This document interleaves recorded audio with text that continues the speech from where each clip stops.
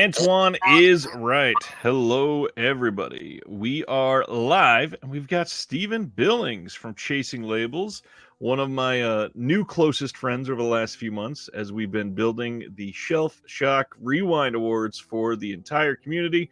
We're going to be going through all of that tonight after the announcements and all of the fun stuff. But first, Stephen, welcome. You haven't been here on a Thursday night. How are we doing? I'm tired today. But I'm doing good. It's been a good first day of voting for the Shelf Shock Rewind Awards. So very exciting for me and Ryan. We've been working on this for a while and behind the scenes, and then we got it out to you guys, and now the real kind of like the real fun stuff starts, where we get to start seeing what everybody else thinks, and whatever, getting everybody else to participate. And that's where a lot of the fun comes. So don't be in a rush. You got a whole month, and but it's been a good day. This is my Friday. I work Sunday through Thursday, so it's nice to start my weekend talking Blu-ray announcements. So it's also my Friday. I work Monday through Friday. All right, we got Brian here with us tonight. What's going on, Brian? And Cam, all that is man made a special appearance here on time tonight. Hello. John wants to know who all has voted already. A lot of people excited to vote. Yeah, you voted way quick today. I was so not ready for it.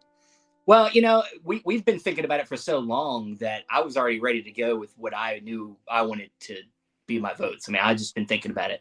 So I was just like, I'm going to get this out of the way. So I let everybody else go ahead of me, but yeah. That makes sense. All that is man voted and says he may have leaned heavy towards Severin. Seeing some Severin love in the results, I believe. Josephine, hello, Ryan and Steven. Love Chasing Labels. My mom likes overhearing listening to your podcast. Great. Tell Andrew hi from Josephine. Oh, Andrew might fall in the chat tonight. I have a feeling you might hear him. Nice. Terry's here. Stan Geezy, my friend. Hello. Eric, watching my daughter's wrestling match here in spirit. Glad that you are here cheating on the match. And then the Hobbit is here. What's going on? So tonight we're going to be talking about the usual, recent pickups, recent watches. We're going to go straight into the announcements. Then, of course, what we all forgot is coming next week. We're going to go over that. And then the big feature tonight, we're going to be talking a lot about the Shelf Shock Rewind Awards.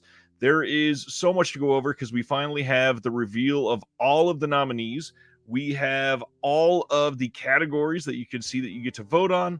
You have the chance right now to write in options. So in each category in the chat, you can bring up ones that maybe didn't make the list of nominees.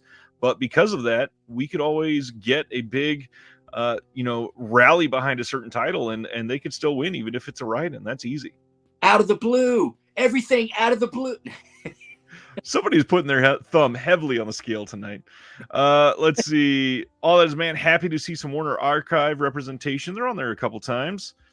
Dude McMahon went down a YouTube rabbit hole, just discovered there's a James Bond tribute band.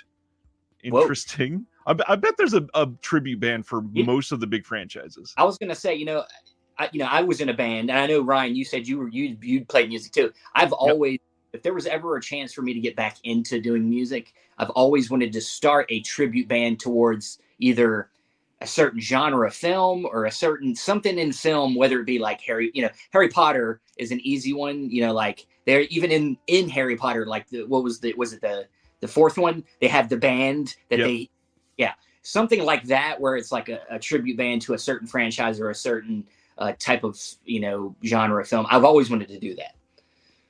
So I could see you and Andrew starting like a two-piece subway band that only plays like neo-noir themes. Andrew plays instruments, but I'd like to see him try. We can teach him the spoons or something. He would. I can see that. Spoon Soundgarden reference. I love it. Let's talk about some recent pickups. What have you gotten in recently? Oh, well, if you go to the Chasing Labels page, you can see I got my Vinegar Syndrome in. I know a lot of people are getting their sale items in. Now, I'm not going to bring out, because I got a large haul. I got like 13 pickups from that sale. But, a couple of the highlights I really, of course, the Roadhouse. uh, release is amazing. I'm a big fan of the magnetic case design. Oh, yeah. Which one of our nominees for best package design is the Cloak and Dagger set, which has the same type of package. And yes, love the film. I already taken a look at the 4K, and it looks great. Looked at some of the new features where they interview some of the kind of lower level actors inside the film. And yeah, it's a cool release. I don't see anybody else making another release of Roadhouse ever again after that. And then also I went ahead and checked out the 4K of Freeway. Nice. I had not watched this in a long time, and I actually pulled out the old DVD I had, and I watched this 4K, and I forgot how nuts this movie is. This movie is fucking crazy. I mean, and it's filthy. And I was like, my wife had just come home, and I was watching it, and I had the baby there getting ready to feed her, and all you hear in the background is like, "You fucking filthy cunt," honey, I'm sorry, I forgot how filthy this movie is. Like, but it's a cool movie. It's really an interesting movie. Like, and Kiefer is just weird in this movie. Like, but yeah, this is a cool release. And other than that, I mean, when it comes to watches, like I started getting into the Doris Wishman release, and I watched the last movie. I went to the end of the the last disc and the last movie on that disc to a movie called Love Toy. Wonder what that's about. But it's a film. Basically, the whole movie, I mean, is a softcore porn movie that's about this guy who loses like everything he has in a card game, and then the guy makes a deal with him to get all that stuff back if he lets him have a night with his daughter. And then the whole rest of the movie is like them playing these weird sex games for like an hour in one room. It's weird, but it's actually kind of good. So I don't know. Maybe I'm just weird. I don't know. That's pretty much the byline for every Doris Wishman film, though.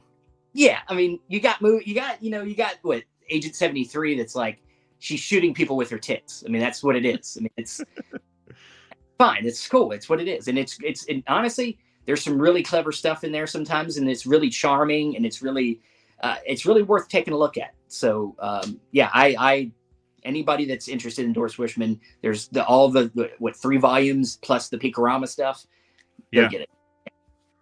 And this is about the time that we would say like the non-existent God bless Agfa, because the amount of work that they put into some of these scans is ridiculous. And to be frank, like how many other labels would have said, you know what, we're going to put in every single Doris Wishman film in just 3 releases, except for 2 adult titles that Vinegar Syndrome's going to do, and we'll call that a day. That takes a brave soul to do something like that.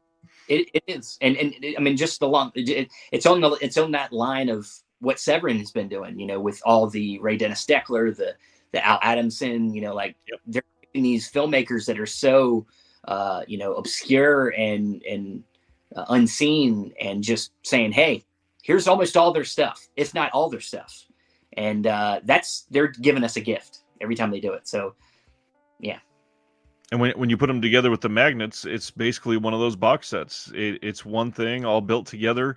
You just had to pay in three installments to do it the right way. Yeah. All that is, man, giving some love for Lost Boys on the Shelf Shock ballot tonight. Josephine, this is a good question. Going to Vegas next week. Have either of you guys been to Vegas? And what is your favorite movie set there? Have not been to Vegas. The closest I've been west was to Colorado. I drove there from North Carolina. I'm in North Carolina. I drove to Colorado to the Telluride Film Festival. It's been about 5 or 6 years. That was an amazing trip, but nah, I've never been to Vegas. Vegas is I'm a little scared of Vegas. I feel like if I went to Vegas, I'd get lost and I would never leave. And I would probably find Nicolas Cage there too, and it would probably that would be the reason I didn't leave. I grew up 2 hours away from Vegas, so I actually went to Vegas quite a few times. It was one of those places that people would just randomly decide, hey, we're going to Vegas just for the night, and come home the next morning. And I didn't do that all too often, but the amount of things that I got to do, like to see the original run of the Blue Man Group there was pretty legendary. Of course, something like Penn and Teller that's been there for years. But favorite movie set there, I'm going to go with the remake of Ocean's 11, just because it is an iconic heist movie. I think it's peak Soderbergh. It is just simply one of the best. And obviously, nowadays, a lot of people would probably go to The Hangover because it's I was gonna say, iconic. yeah, yeah, But Hangover definitely. I mean, like the movie Casino is great, Vegas movie. Yeah, that's tough though. I mean, I hadn't really thought about it that much. That's a hard on the spot question. But yeah, it's such a touristy town that there's not it's not really the backdrop for a lot of stuff. You would think that it would be for a lot more. what's that movie? Isn't the movie Hard Eight a Vegas film? I think so. It's been a while since I've watched it. Yeah, I was gonna say it's either that or Atlantic City, but I believe it is a Vegas film. And that's a good one. If that's yeah. I love that I brought up the Neo Noir tribute band, and now we're getting all kinds of ideas. John said I would start a Serbian film tribute band or Cat 3. We got Manser Faust says I would always want to start a band of guys dressed up as 70s porn stars called the Sleazoid Express. Dude McMahon, I've always dreamed of doing a cover band that does just obscure soundtrack songs that were never hit singles. Lots of Frank Stallone to pick from. Terry, we had a local band that was a morphine tribute band. So much. This is amazing. Somebody get on this, please. We need to document all of these ideas. Yeah. John DeMarsco says the only right answer for Vegas is Showgirls. I mean, yeah, that makes sense. Yeah. That's a little on the nose, but sure, okay. I didn't think of it. You thought of it. I forgot. As far as pickups, I got in some of the new imprint titles. We got in School Ties. These just came in from Imprint for review. I'm doing a big imprint video probably early next week with like 6 or 7. This is ladies and gentlemen, the Fabulous Stains. This is one that we've been waiting for a Blu-ray release for a very long time. Cannot wait to see that one on high def. And then, of course, maybe the one I'm looking forward to the most, City of God. This release looks great. I do wish there was a little more on the disc. You can see there is a conversation featurette on there, and then news from a personal war documentary, and that's about it. But either way, Imprint just still cranking out great stuff. We just got a brand new Neo Noir collection from them, speaking of. And they're just adding on. I think we're getting new announcements from them in like 5 hours. Yeah, I was going to say it's going to be really close. Should we stay up for it? Should we continue this? I mean, no, I think we'll pass on Imprint tonight. Okay. Now I did forget about these. I'm sorry, but the Dario Argento stuff came in. Nice. So I got my Severance stuff. I got the bundle. And yeah, I can't wait to pop both of these in. I'm gonna watch them back to back. I have to, if I can. Beautiful. So I know you're excited about this one. I really am. Born to be Rad's in the chat. What's going on? This is a good time to shout out that I will be on Garrett's channel tomorrow night at, I believe we're doing this. Let me check the calendar again. I think it's 10 p.m. Eastern. 10 p.m. Eastern. And we are going to be going over everything Shelf Shock, talking about the 80s as always on Garrett's channel and disconnected stuff. So come hang out tomorrow night. It's going to be a good time.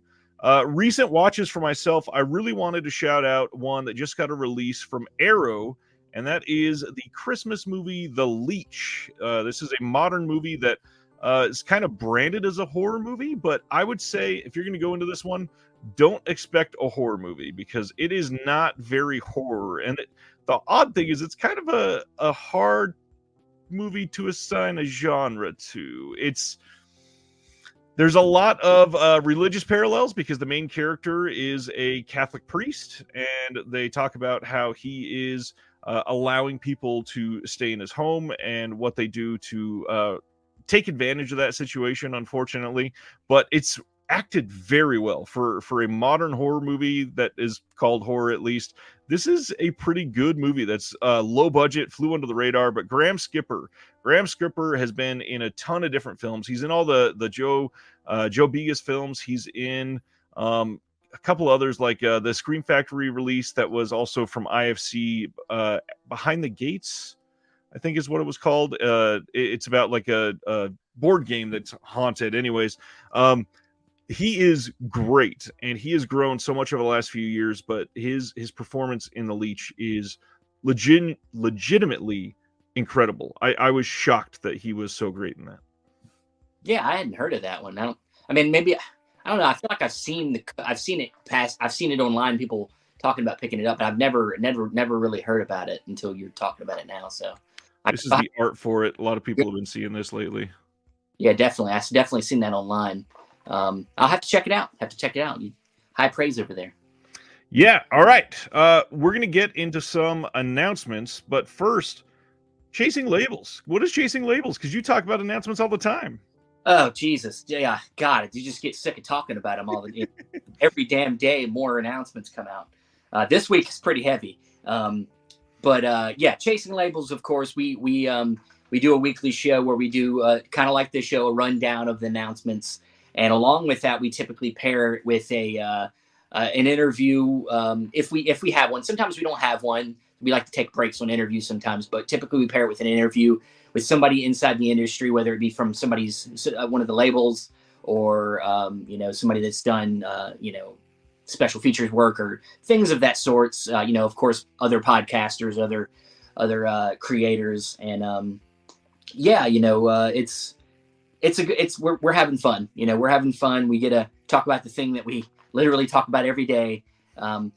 And yeah, it's on all the places that you can find this show, except for YouTube. We don't do YouTube really. We use YouTube as our special features, to the show where we do like a little bit of reviews, a little bit of, unboxing stuff and things like that. But, the primary podcast is just audio. So,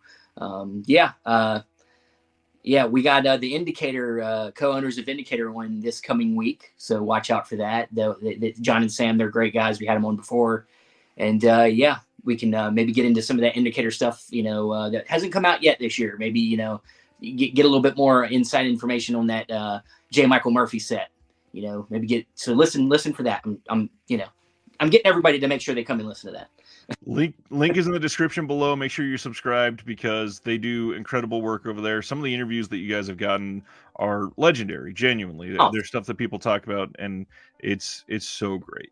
Well, thank you, man. And of course, man, dude, we love your show. I mean, I don't know about Andrew, but I love I try to keep up with your show as much as I can. Of course, both of us doing what we do, we're busy, so listening to other people's things is kind of tough. But as much as I can, I try to listen and pop into some of your live shows sometimes and say a couple things. And, and you just do great work on here. I'm trying to become more, I'm glad I was able to come on. I'm glad you invited me on because I'd like to get more involved in the community. So, that's part of the fun of this and is being able to share it with everybody else. And, the love just grows. The love just grows the more we talk to each other about it. And, yeah, that's what and the community just grows. That's the important part. Oh, yeah. One more mad dash through the chat before we open the announcements. Swift is here. What's going on? DC Eibner catching another live. What's going on? Been a while. John watched The Leech. He says it's really fun, darkly comedic with a weird ending, and the orgy scene is especially hilarious. Stan Geezy watched the Banshees of Inisherin this week, and I am dying to see that. I saw that it was just added, I think, to HBO Max. I need to watch that for sure. Terry just watched the Alligator 4K. That's up for a couple of Shelf Shock Rewind awards this year. My sister's here. Courtney, what's going on? The Menu and Bones and All both recently announced no 4Ks for either one at the moment, it looks like. Maybe we'll hear about a 4K in 4 or 5 months or something. You will. Yeah, and John is shouting out something that I'll take the opportunity to shout out even further. There's a Discord. We got a really wonderful Discord behind our Patreon. If you join the Patreon, you can join it. We hang out and talk movies all day long. We've been talking about the Shelf Shock Rewind Awards since they were announced, and people have been lobbying for certain titles that entire time. We discuss announcements. There's buy, sell, trade in our Discord. So if there's something that somebody else is after that you're not keen on, You got other people you can trust. You can get rid of it. And yeah, we are just here to have a great community. So check the links below if you're into that. But let's get to the important stuff. Why we're all here, the announcements. So first off, Diabolic is hosting an Indicator US sale. Speaking of Indicator, they are live with that right now. Sale ends on the 18th of December, which is just the end of this weekend. They've got some pretty good prices. Did you look at this at all? A little bit. Yeah. I mean, it's, there's, I think one of the big ones that I think would be good, I would say people go get while it's in stock is the was it the, you know how I am with pronouncing things, the Pemi organization one, the Pemi, I think it's the Pamini organization. Organization one. That one that's a great set. And them were some obscure British films that, you can't find them anywhere else. So I would say that's one I kind of tried to push for nominations, and it didn't quite make it in the official nominations. But that's a big one. I would say if you're looking for a direction to go, that's a good one, because I think it's like maybe down to like 20 something bucks or something like that. Yeah, it's very cheap. And the only thing I would say is, unfortunately, Indicator has not done a ton of US releases so far. So it's not this big, all-encompassing sale that you would really hope for something like this, just because they don't have the number of releases. But the ones that they've done, they've chosen like fairly good titles. The one I was going to highlight, John actually just commented, The Brute is one that they released in the US, and it is up there, like top 5 Indicator movies that I've ever seen. It's easily one of my best discoveries of the year. I loved that movie. It is incredible. There's a film, I believe it's one of their US releases. It's called Pastor Hall. That one's a pretty good one. It's kind of a film about a pastor who it's set during the World War II, and it's a man that's very clearly against the war. And this set in Germany. And he's against the war. He's there, and it's it's just a very brave movie for the time period, because we see a lot of films that were after the war talking about how they were against the war, but this was during the war and how they were against the war. And so pretty brave filmmaking there, and so that's definitely one I would recommend. Interesting. I've not checked that one out yet. Maybe that's something that you can throw in for your questions of can we get like twice as many US releases this year? Maybe. All right. That's it. The link for the sale is in here. If you want to check it out, by all means, please click the link. Diabolic, definitely big friends of the channel and of Chasing Labels. Jesse is just incredible. Always support them. They are fantastic. Most definitely. Next up, we are this one's passed, but pay attention to Orbit DVD. They're another ones that are close friends of both of our channels, and they had a used movie sale, and it went pretty well from what I heard. This is possibly one of the more exciting news, because it is always great to see new boutique labels start in this community as well. And the first release from Treasured Films is now available to pre-order in many different places. They are putting out The Last Hunter, and this movie is supposed to be pretty great. I don't think I've seen this one, but the cool thing is this is already up for pre-order at Grindhouse, at Orbit. I think Diabolic may have put it up as well, but they're getting distribution immediately on their first title, and they're able to pretty much get their name out there quickly. And it's a pretty loaded disc. So everything on here, we got a new 2K scan, we got The Outsider, a feature-length documentary that is a tribute to the director's career by his son, which is pretty cool. There's a new audio commentary by Nathaniel Thompson, Troy Howarth, and Eugenio Ercolani, all 3 of which have been on the channel before, so please go support that. We got a new video essay by Eugenio. Again, we got a new interview with Eduardo Margariti and some others. This just for a first release, like, this is very solid. Yeah, I'm not really aware of the movie, but when it was first announced, I know people seem to be kind of excited about it, and like you said, as a first release, that much coverage in the special features is amazing. I mean, and Nathaniel being in there, that's always a good thing. that says good for your first release. So yeah, I mean, this is a big. We'll see where they go. You know, when you got a first release like this, especially when you're not getting more than one, and you know, like it's not like Radiance where we got like a slew of titles, kind of understand maybe what their direction's going to be. So I'll be interested to see what the direction of this label will be when it comes to what type of films they're going to cover. Are they going to be very broad? I mean, so that's very true. And unfortunately, also not like Radiance, this is not somebody that is sort of established in the industry. This isn't somebody that has a great reputation like Fran Simeone has. So we'll see. Graham, who is the one that is running this label, seems to be great. I've talked to him already, and he's just a fantastic person. Next up, Kino Lorber continuing to put out a lot of their classic flicks over this last week. From 1932, they are putting out If I Had a Million with W.C. Fields, Gary Cooper, and Charles Laughton. So some big names there, but I am somebody that has a big blank spot on classics, and I know that you and Andrew cover these a lot more than me. So have you seen this one? No, I haven't seen it. You know, Andrew's the big one, yeah. He sees everything. Yeah. Because that's all he spends his time doing. But it's just literally he wakes up. He might eat, and then he starts watching movies. But you know, of course, like you said, great cast there, especially Gary Cooper, Charles Laughton. You know, I don't always associate actors with the films, especially older films. I think about directors than I think about actors, but like. You know, I think Charles Laughton, I think Night of the Hunter, like his only movie, right. Yeah, I mean, I'd like to know more about it. I don't know if there's a synopsis right there to know more about what the film's about, but like you said, that's a great cast there.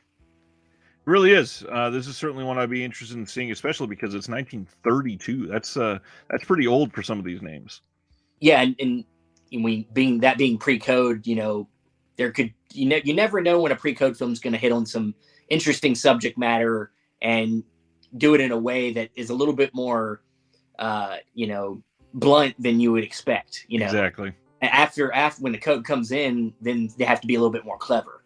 So that's true. Another Kino Lorber announcement: they're putting out Heat.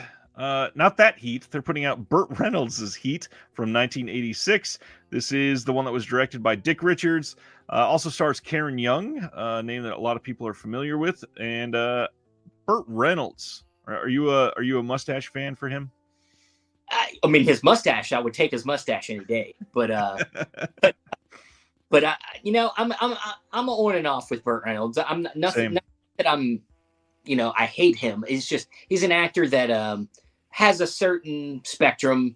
And if I'm in the mood for a masculine mustached man movie, that's what I'll watch, but that doesn't come around very often. So I don't watch it. I know people are big fans of Smokey and the Bandit.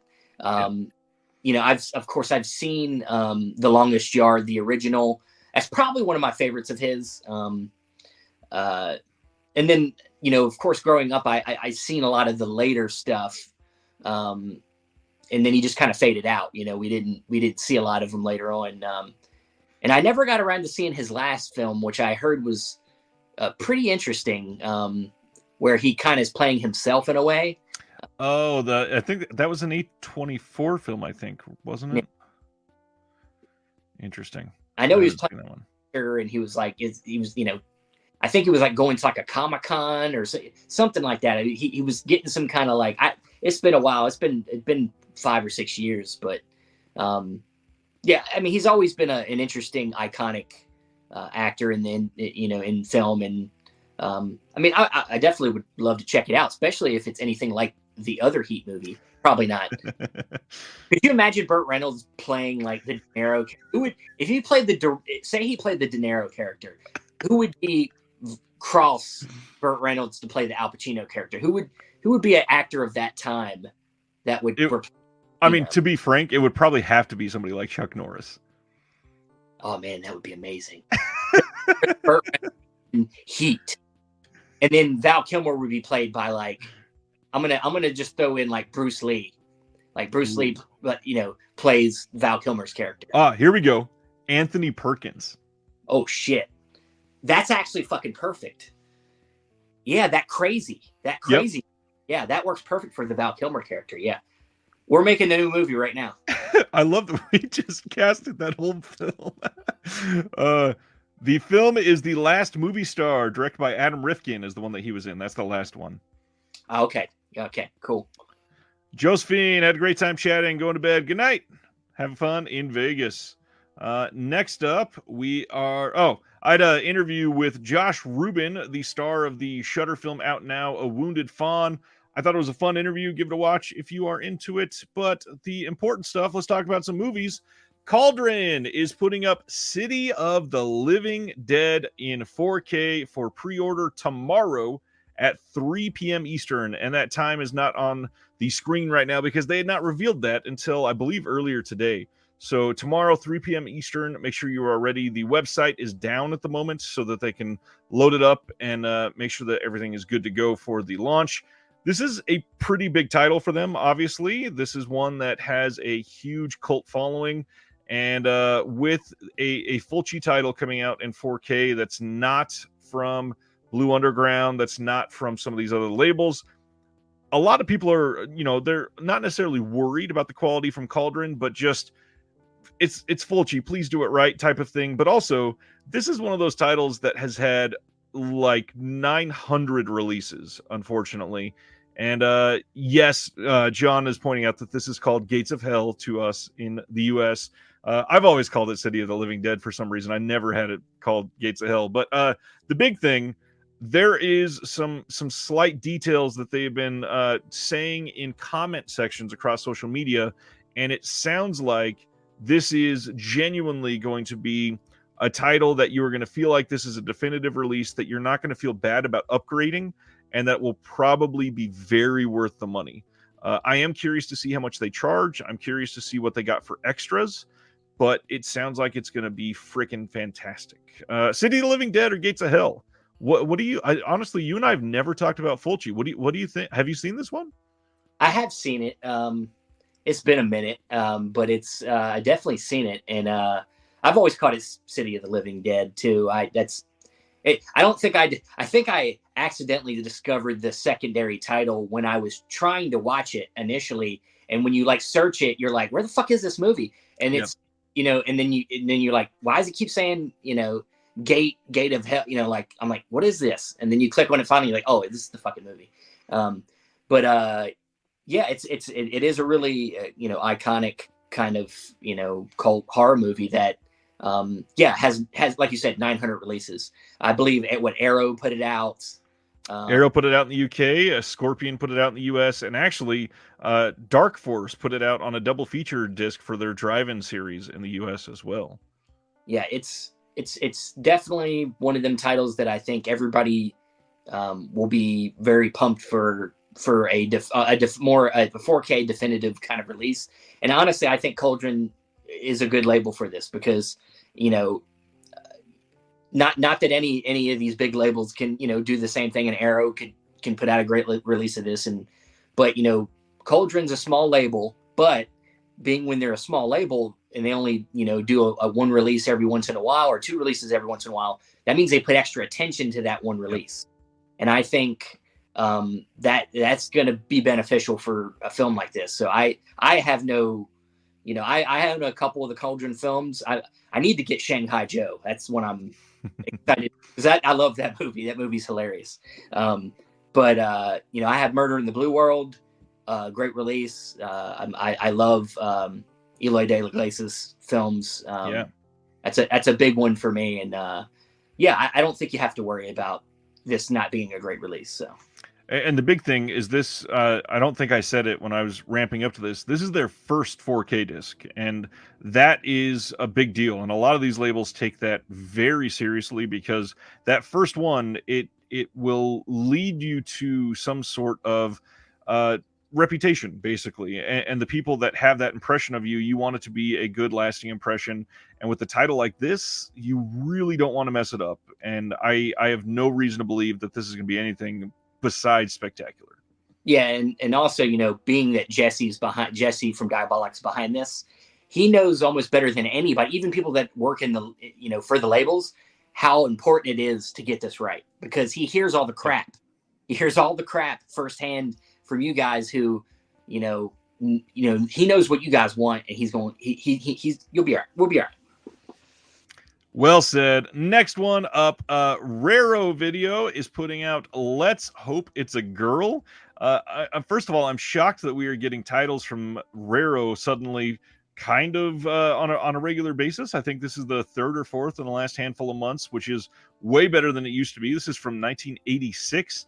And as I always say when we talk about these, don't forget Raro or Raro, however you say it, they are a Kino Lorber partner label title. And you should always buy direct from Kino Lorber, not from Raro, because who knows when you're going to get that disc. They've had a really bad reputation for the last handful of years of getting money from people and then not sending items for literally multiple years. I got a movie that I bought from Zavvi that never was sent, that I paid money for. Interesting. Yeah. I'm still waiting for that damn movie. Sorry, I got upset. No, you're good. That's good to know. This one's directed by Mario Monicelli, and it is the award-winning Let's Hope It's a Girl 1986, a coruscating battle of the sexes comedy, which when I think of this label, I don't really think of comedies. That won 7 David Di Donatello awards, including Best Film. So this might be a good choice. I've not seen this one. I'm going to assume that you have not as well. No. We're getting a lot of, especially with Radiance, a lot of Italian films lately. Just a lot of wealth. Very true. Yeah. All right. Next up, we have the next announcements from Chameleon Films, and they are putting out a Johnny Toe double feature of Election and Election 2 from 2005 and 2006. I am glad that we got an announcement from them. When you have new labels that start up like they did, where they had 3 titles back to back, you get a little worried when there's nothing for a few months. So it's nice to see that something else is coming, especially to follow it up with this. Johnny Toe is a big name, and this is going to be coming together in a special slipcase edition, including 2 Blu-ray discs, a reversible sleeve, a booklet, audio commentaries, newly translated subs, and exclusive new supplementary content and archival extras, which is great. They're going to be revealing more on this soon, and you can bet that we will be talking about it when they do. I'm hoping that this comes out soon, and we can get this sooner or later, because a lot of people, I'm sure, are going to be loving this release. Yeah, I mean, Johnny Toe it's been a renaissance of Johnny Toe lately. I think it kind of started with that Criterion release of Throwdown, and then it seems like after that we've just continued to get more Johnny Toe from everywhere. Yeah, I mean, I've seen the first Election. It's a cool crime film. I haven't seen the second one. Andrew, I was talking about it with Andrew earlier. He watched both of them, of course, already, because that's all he does is watch shit. And he said that the second film is like drastically violent, more violent than the first movie. Like, he's like, first movie's like a crime movie. You can get on board. It's kind of pretty much, nothing too crazy. Then you go to the second film and it's like just shit gets crazy. And it's like, okay, all right, you got me. I think both of these films are easy to watch. I think they're both on Tubi. Yeah, I think so. Yeah, so yeah, easy to go check them out before deciding to buy it. But Johnny Toe's just from everything I've seen so far. Of course, they had the what was the other film that they released? Chameleon released that was Johnny Toe. They had 2 of them, right? Exiled, I think, might have been his. Exiled. Yeah, that was good, and his if anything, he's a great stylish director. Oh yeah. He really, honestly, he choreographs action better than some of the best choreographed action I've ever seen. Especially when it comes to gunplay, it's great. So yeah, I mean, just keep bringing us more Johnny Toe. Yeah, Eureka's put out a handful of Johnny Toe titles as well. There's plenty out there if you're into him. I wanted to maybe conjure his presence in the chat tonight, and I will bring up Andrew again and just shout out how funny it is how you guys talk about announcements. And I swear, every single week he'll literally say, this got announced on Tuesday, and so I watched it Tuesday night, and I'm like, man, how do you have all of this time? Yeah, he it's just his lifestyle. I mean, he just he's got it set up where he can, just how I feel the same way about you and how much you do. I'm like, I don't know how he does all that shit. Pisses me off. My kids are slightly older than yours. Yeah, but still, I'm just like, this dude really doesn't sleep at all.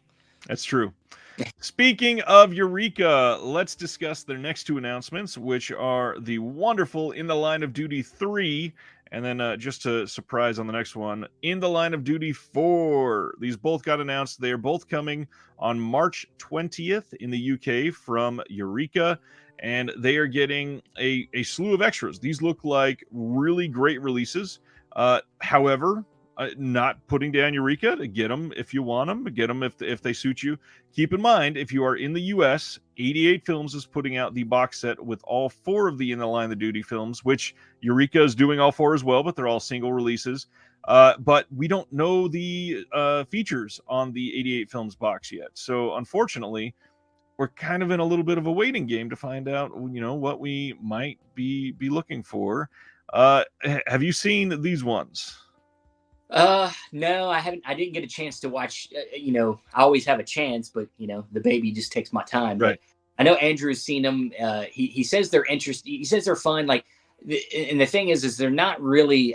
I believe he told me that they're not really connected in any real way. Like any they're kind of put together just out of necessity. Just wanting to build a franchise for money. Yeah. But I hear they're pretty fun action movies and female led action movies, and I mean, I'll check them out eventually. So this one is getting the limited edition slip on this with art by Darren Wheeling, who always does great stuff. We get a Blu-ray with a new 2K restoration, Cantonese and English audio options, both in the original mono presentations. We got subs on this, of course, but they are newly translated by Frank Jang, I believe. We got a new feature-length commentary by Frank Jang. We got a new feature-length audio commentary also by Mike Leader and Arna Venema. We got a new interview with the star, Cynthia Khan, another new interview with Michiko Nichiwaki, and that is it for this one. And then In the Line of Duty 4 brings back Cynthia Khan and also adds Donnie Yen to the mix. And this one has a lot of the same type of features. We got a new commentary with Frank Jang, a new commentary with Big Mike Leader and Arna Venema. There's an archival commentary on this one by Hong Kong expert Stephen Hammond and the lead actor Michael Wong, and some archival interviews, plus some new interviews with the cast and crew. These look great. First, Eureka, because they don't announce stuff all that often, and because you're here on the week that we do it, how do you feel about Eureka? Because I don't think they get quite enough love and respect for what they do. Yeah, I agree. I think I think about them. I think about labels like even Studio Canal. They're there, and but they don't typically get talked up as top tier labels. But they weren't these like Eureka wasn't shy getting into the 4K game. Right. They Studio Canal too. There's so many UK labels. I think they kind of some of them get buried. It's just funny that somebody like Eureka is one of the ones that kind of gets buried because they've been around for a good while. And I've just always they always put out solid releases, and they're always affordable. That's the one thing about them too, is just like 88 Films, they're really solid banger releases, and they're always affordable. They're not overly, they don't always put out like luxury packages. They don't always put out, they don't put out a ton of box sets, and I love box sets, but they, the titles are always good. And a lot of Jackie Chan. I've been collecting all the Jackie Chan. I've been collecting, the Masters of Cinema series just got, the stuff that some of the silent films. Iconic. Yeah. So yeah, I mean, I don't really know why. I don't know if it's just they're not flashy. Maybe it's that they're not that flashy, but I think that they're just such a, they give 110% on all their releases, and yeah, they don't do a ton of stuff, but it's usually like a three release month, every other month or something. They're consistent. And I'd be remiss if I didn't bring up on here the thing that I always try to highlight on Eureka, and that is the fact that they are like a freaking magician somehow, because they have free worldwide shipping no matter how many titles you buy. So if you buy one 20-pound title from Eureka, it is coming to your house in Australia for free. It is coming to your house in California for free, which is mind-boggling that they can do that. I don't understand how they can get away with that for so long and still stay in business. Yeah, that's an amazing. Honestly, I don't think I was aware of that. That's amazing. That's a gift, people. So you should buy direct from them. Absolutely. Give them your money as much as you can, because they're giving you a gift of free shipping. So it's a big deal especially in 2022. This one, I usually wouldn't highlight something that had been announced previously, but I figured a lot of people on here might be interested in hearing some of the details on this.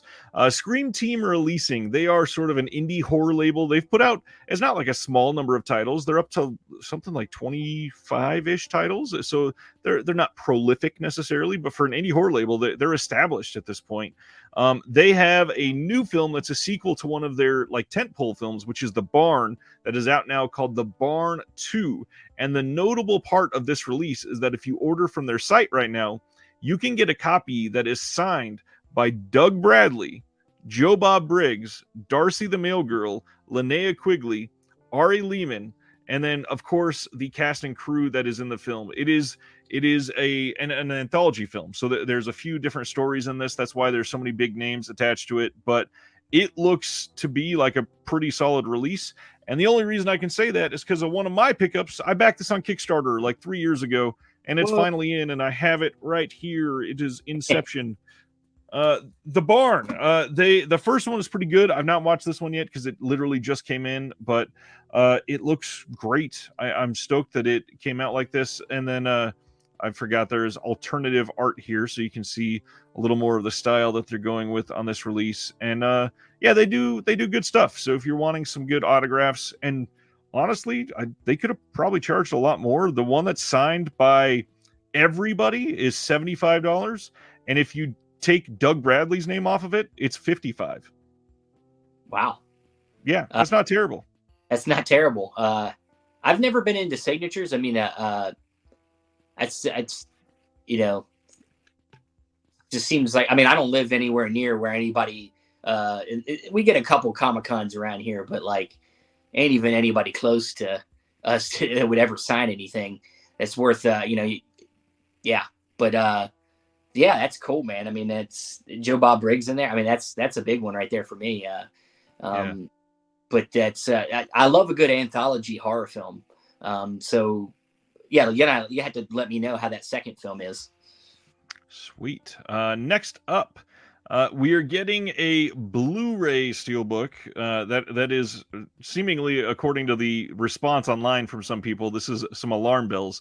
A Blu-ray steelbook of Chicago is coming to celebrate the 20th anniversary. This is coming on February 7th. And if you don't know, Chicago is put out by Paramount, who just recently has done the classic, we're going to release Wayne's World on a Blu-ray steelbook, and then 6 months later release Wayne's World in a 4K steelbook that is identical but 4K. So I'm not going to say don't buy it, especially if you love the film and you like the art, but you might want to be a little bit leery. I'm going to say it for you. Don't buy it. But because of the movie. It's just no, you should buy it if you like the movie, but I personally, I don't care for the movie, so I won't be buying this one.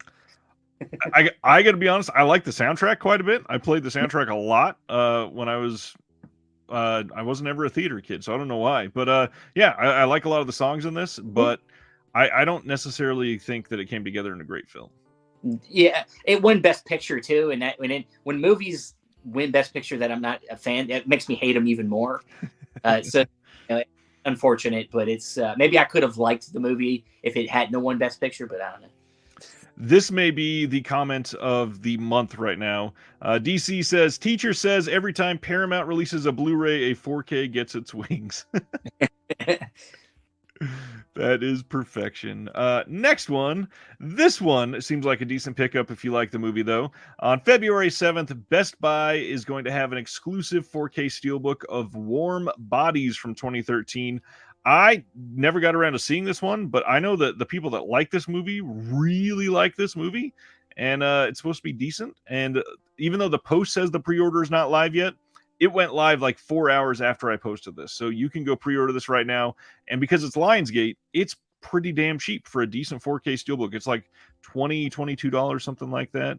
Warm Bodies. Have you seen this one? Yeah, I've seen Warm Bodies. It's in the height of the craze of zombie film, brought on by The Walking Dead. Yeah. I believe this came out of the middle of that, it's a good kind of alternative zombie movie, because it's more of a comedy romance than it is a horror movie. And Nicholas Hoult plays the lead zombie, and he's just, what a career Nicholas Holt's putting together, between his character in Mad Max. I don't know what's the name of the show he does on Hulu. I love. Oh yeah, I can't remember the name. God, it's like The Great or something like that. But he plays like a prince, and he's a fucking asshole in that movie, in that show, and he's amazing. He's amazing in that show. But just his career, I know he's in that new movie, The Menu. Yep.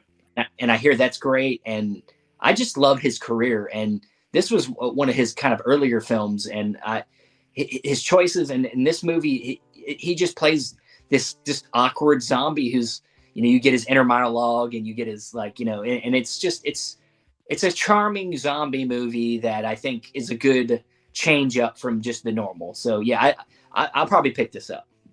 You nailed the title. I just checked on IMDb, and it is called The Great. So good job. Okay, cool, awesome. I did something right. I had coffee. Well, when we get to those French titles, I'm definitely making you pronounce the names. Nope. Let's get Andrew on here. This title has made waves for a lot of people when I posted this announcement. So this is coming from Kino and Unseen Cinema on February 21st. This is 21 experiments with silent film and new music that they are calling Silent Avant-Garde. This has work by Marcel Duchamp, Man Ray, Orson Welles, Mary Ellen Butte, and more. And there is a long list of stuff here. They have all of the artists and filmmakers, directors, certain musicians that you can catch on here.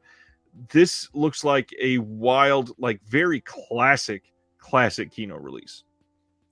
Yeah, I tried looking. The thing is you can look up these titles on YouTube and find a lot of this stuff. And I'm telling you, I looked through the first few, and they are very experimental. They're some of it's literally, like 12 minutes of just images. Like it's not even like it's not narrative. It's very just images moving and but it's fascinating. I mean, it's fascinating that people, filmmakers of that time were trying to find their voice and figure out, even at that time, you're finding some very surrealistic, weird perspectives. And and when you have voices like Orson Welles on that list, that's kind of jump out at you. So yeah, I mean, yeah, this looks like one of them classic uncover, like you say, classic Kino releases where they just uncover a bunch of silent film that nobody else is going to be able to put out. So the years on these releases, too, might make this interesting for a lot of people. We have stuff from 1922, 23, 24, 25, 30, 31, all the way through 36, 49, 1973, and then there's even one, Tenga Fei, from 2022. And these are getting, let's see, there are 21 short films in this, all in HD, but it ranges from just a simple HD scan to 5K scans from 35 millimeter and 16 millimeter elements. This is going to be a very interesting release, and I can't wait to see how people respond to it. Definitely. Next up, one that people have not responded to at all because Disney failed to advertise it anywhere. We already know about the physical release of Strange World coming from Disney on February 14th in a 4K Steelbook exclusive to Best Buy. I gotta be honest, when I first saw the trailer, I thought this movie looked pretty decent. And it's from the 14 people that went and saw it, it sounds like it got pretty decent reviews. But they are gonna, still be putting it out on 4K, and with the change up in the CEOs at Disney, who knows? Maybe the next couple of years we'll be seeing a return to some physical media. It could be nice. That would be. I haven't heard about this one though. I hadn't heard about it. I like the art on this one, but it genuinely got like a silent theatrical release, and I don't understand why. It's a very curious release.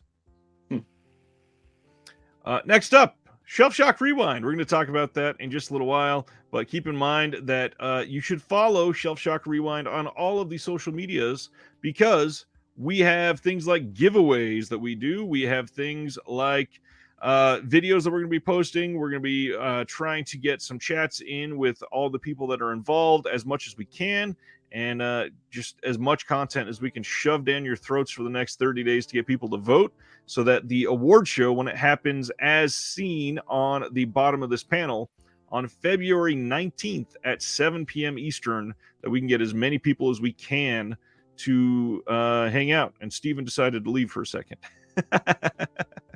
I will get him popped back in just a second. I'm going to keep going, though. This one is a big deal. Warner Brothers has announced the 100-year celebration of the studio, and they kind of slyly dropped in that they are going to be doing 4K home video releases of The Exorcist, Enter the Dragon, and a Superman 5 film collection, plus more, all coming in 2023. A lot of exciting titles here. The Exorcist, one that a lot of people have been saying, why don't we have on 4K yet? I'm betting it's going to look great. This is the type of film that we really need good HDR to see. What are you thinking about this announcement? Because this came out in a pretty like grandiose fashion. This was everywhere. Yeah, I mean, I'm really curious to see what kind of, what films they're going to cover. I mean, what's I mean, are we going to just hit like, are we going to be like a Paramount Presents? Are we going to like hit some kind of like interesting titles, but mostly hit like popular old catalog titles, or like? So I'll be very fascinated to see where they go with this, because I mean, it's, we know Warner Brothers has a very large and very good catalog, a lot of places they could go. Yeah, I mean, this could be a chance to get a lot of great upgrades that maybe we've been waiting to get for a while. So that's true. And the other part of the article that could speak on exactly what you're talking about here is they said Warner Brothers is set to release a series of celebratory film and TV bundles on digital, Blu-ray, and DVD, including 4 25 film volumes and a 100 film collection, both featuring souvenir collectibles, complete TV series collections available for the first time ever, and best of TV compilations from Warner Brothers TV franchises. I mean, I don't know, when I read 100 film collection, that's not a normal sentence. That sounds fake. It must have been supposed to have been 10 and they accidentally hit another 0. What? It sounds like an expensive year coming up. If you're whatever this ends up being, it sounds expensive. So I guess if you guys are really into this, start saving your money now. And the hard part is when you're putting out a 100 film collection, to not be cost prohibitive, it has to be filled with a lot of, I hate to use the word filler, but it's got to be a lot of filler. And a lot of those, most people that own physical media probably already have a lot of them.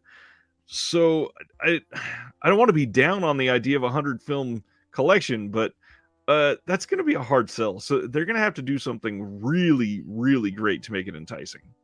Yeah, because sometimes, and I think maybe this, is kind of plays into what Paramount has done with like their Paramount Presents. Like not that any of them releases are terrible necessarily, but like I think they do miss a little bit of the point of what makes these releases interesting. Like they did do some decent packaging, but they didn't really go all in on 4K right away. They don't really go full in on features. And I think some of these, these big studios don't really understand why people buy physical media. They just think putting it on disc is enough.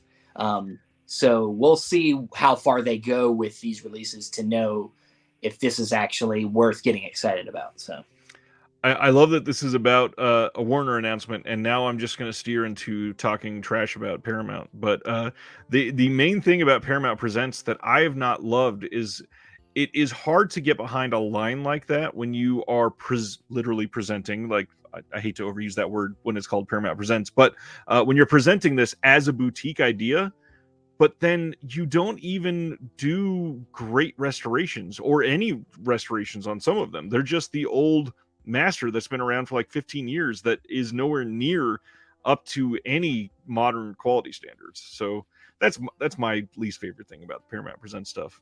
Yeah, I mean, that kind of plays into like some of people.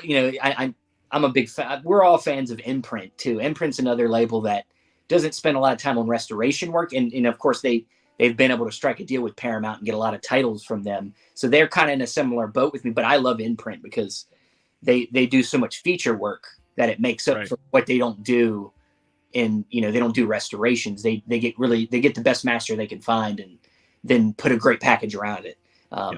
So if Paramount would go that step further and at least try to add more contextual stuff that's interesting, then you could forgive the fact that a little bit that they're not doing any more to help the picture quality. But you'd think somebody that already has the ownership of something would take the time to spend just a little bit of that money that they have billions of dollars on, and just clean up the movies a little bit. But just a little bit.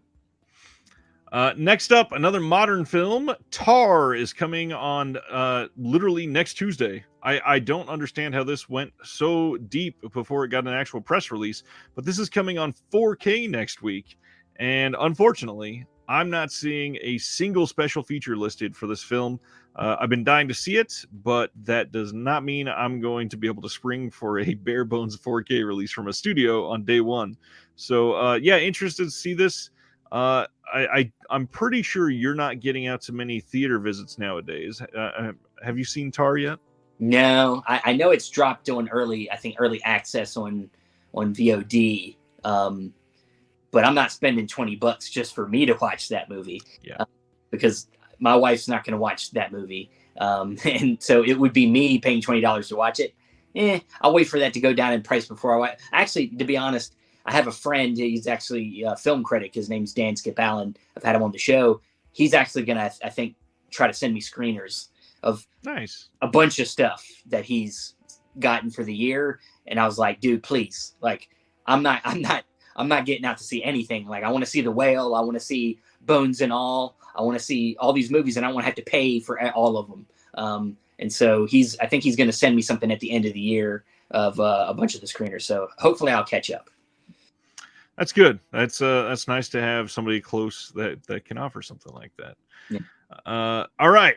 The next and I believe final release from this series is coming from Kino on February 28th, and that is season 3 of George Simenon's Migré. I don't remember the way that we said this was the right way to pronounce it last time. Andrew's not here, so I can't call on him. But if you are into collecting these, it looks like all 3 are going to have a slipcover. And one interesting thing that I noticed when I was saving this to upload, it has the Kino Classics label, but also the Network label. And Network is a very obscure boutique Blu-ray company from, I think, the UK. They might be somewhere else in Europe, but they don't do a whole lot. But when they release things, they do a masterwork.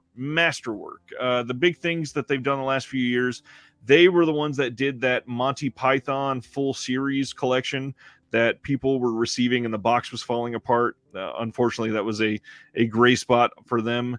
But they also are the ones that put out the original The Lady in Black, or The Woman in Black, the old UK like Hammer-esque sort of haunted house thriller. And great work on that release. So yeah, Network always has great quality, and it looks like they probably handled all of this, and Kino's just in charge of distribution in the US. So this is probably, if you're into this sort of release, this is probably going to be top-notch quality. Awesome. Next up, two more of the site exclusives from Shout Factory. And these ones are a little frustrating because this just continues to happen. Both of these are Roger Corman produced titles, which means Shout Factory owns these outright forever. And unfortunately, they are listed as site exclusives, limited to 1,500 copies and then gone forever. So we are getting Black Belt. This one is from 1992 and stars Don the Dragon Wilson. And Don is back in 1989's Blood Fist. Both of those are able to be purchased from the site now. And the worst thing, they are charging $30 for these, for stuff that they have owned the rights for these for years. And there's nary a special feature to be found on either of these releases. Yeah, I'm not loving that. Yeah, like you said, it's become a thing with the Roger Corman stuff, and the thing is it sucks because these are fun movies. I mean, I've seen both of these movies, and Blood Fist. I mean, Blood Fist is like the they like to advertise this as the most realistic martial arts movie, kind of fighting wise and everything, and it's basically the movie Blood Sport, which is the Van Damme film. It's almost the same movie. It's just, what they consider to be more realistic fighting. I don't think it's nearly got as much of cinematic filmmaking going on in Blood Fist as there is in Blood Sport. But, Don Wilson's is I think, a really charismatic, leading guy for his time. And I really enjoy watching him. The other film, Black Belt, the funny thing I realized about that movie was the same. Guess what came out this? Because the premise is about how there's this female rock star singer who her life is threatened by this psychopathic killer guy. Guess what other movie came out the same year? Bodyguard, starring Kevin Costner, with almost the same plot where he's got to protect a female singer from a bad person. It's like, I was like, I had to figure out which one came first, and funny enough, Black Belt came first. So I'm thinking that Kevin Costner movie was a ripoff of Black Belt. Damn you, Whitney Houston. I know. I love the sarcastic comment from Ragnar. Hey, if you buy them both, you get free shipping. Yeah. Or you could buy one and it's like $37 for a bare bones release shipped to you. Is there some rebate I can get? Can I send in something, get a rebate? Yeah, Shout Factory is going a little too far on those.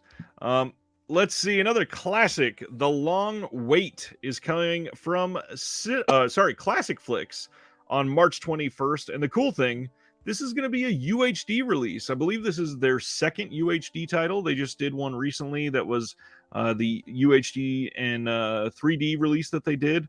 This one looks like it's going to have an audio commentary by Mike Hammer. And he is, let's see, that is a weird mistype, I think, on my behalf. Or maybe they had it written wrong on theirs. It says audio commentary by Mike Hammer, continuation writer. Okay, maybe I just read that funny. Sorry. Max Allen Collins is the one that is doing that. He's the co-author of Spillane. And there's an image gallery. Classic Flicks does really great work, but they're a little pricey on release. And if you're into 50 cinema and 4K, no one else would do a title like this immediately unless it was like a Criterion type of release. Yeah. Yeah. I once again, they're a label that you don't see a ton of stuff. But when they do, it's usually pretty solid. So, yeah. I did want to throw out while we were talking about Classic Flicks that if you are keen on their Little Rascal sets, which are like mind-blowing restorations if you grew up with the original Little Rascals. They are available for the entire collection on Hamilton Book right now for, I think it's $50. You can get all of them, which is a stupendous buy. That is a stupid good price. Yeah. A lot of people had been questioning if this line from Kino was long gone, but out of nowhere, we got the next announcement for the Forbidden Fruit line, and this is coming on February 28th. This is volume 14, and this is going to have 3 titles: Nudist Life, plus 10 Days in a Nudist Camp, and Shangri-La. Some of the special features in this are hilarious. We got some short films: Back to Nature, the expose of the nudist racket. That one's from 1938. Curious to see how that one would fare. Nature Girls, Nudes, Nudists, and Nudism Around the World, Nudist Memories. Some of these Forbidden Fruit releases are great little snapshots that you would not expect to see ever get a release, and they're fantastic. Yeah, I agree. We see them teaming up with Agfa sometimes with the Vinegar Syndrome stuff. And yeah, I think I have maybe 8 or 9 of these. I need to catch up. But yeah, I agree. I mean, it's one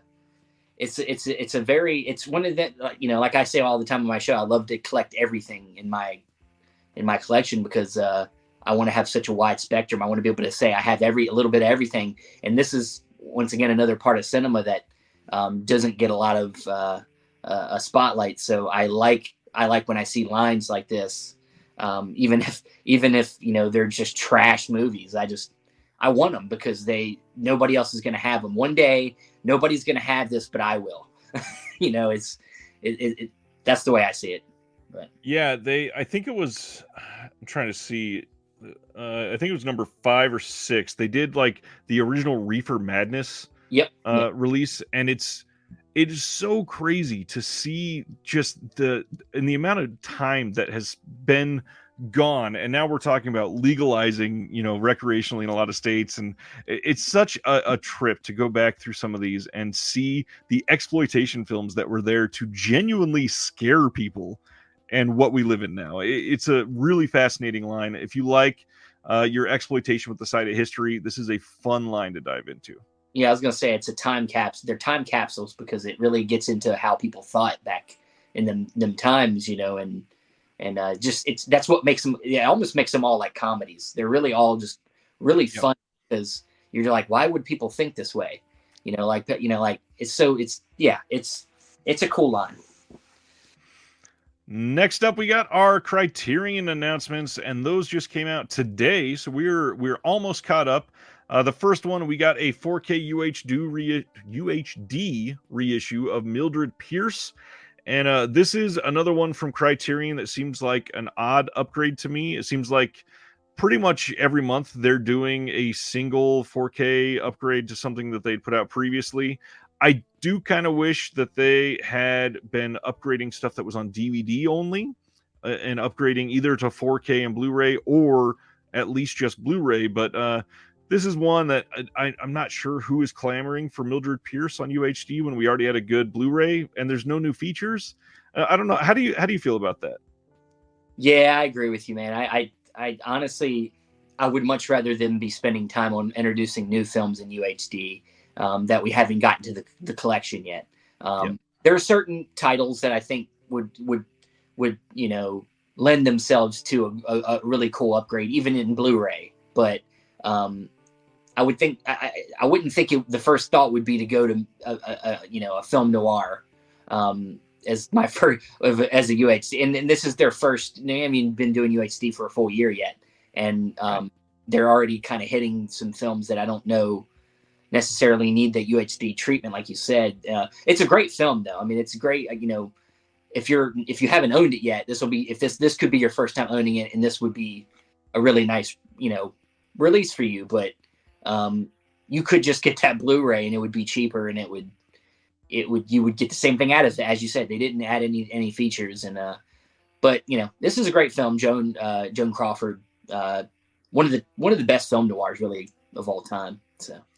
Right, and that's the thing. I do think that this movie deserves to be preserved in 4K on physical media for everybody. But at the same time, this is sort of like it's just filling a position in the month for them. This is the only title released on March 7th from them, when in all reality, this could have been in addition. Hey, we're going to put out a new film every single week, and then once a month, we're also going to upgrade a DVD or Blu-ray title up to 4K.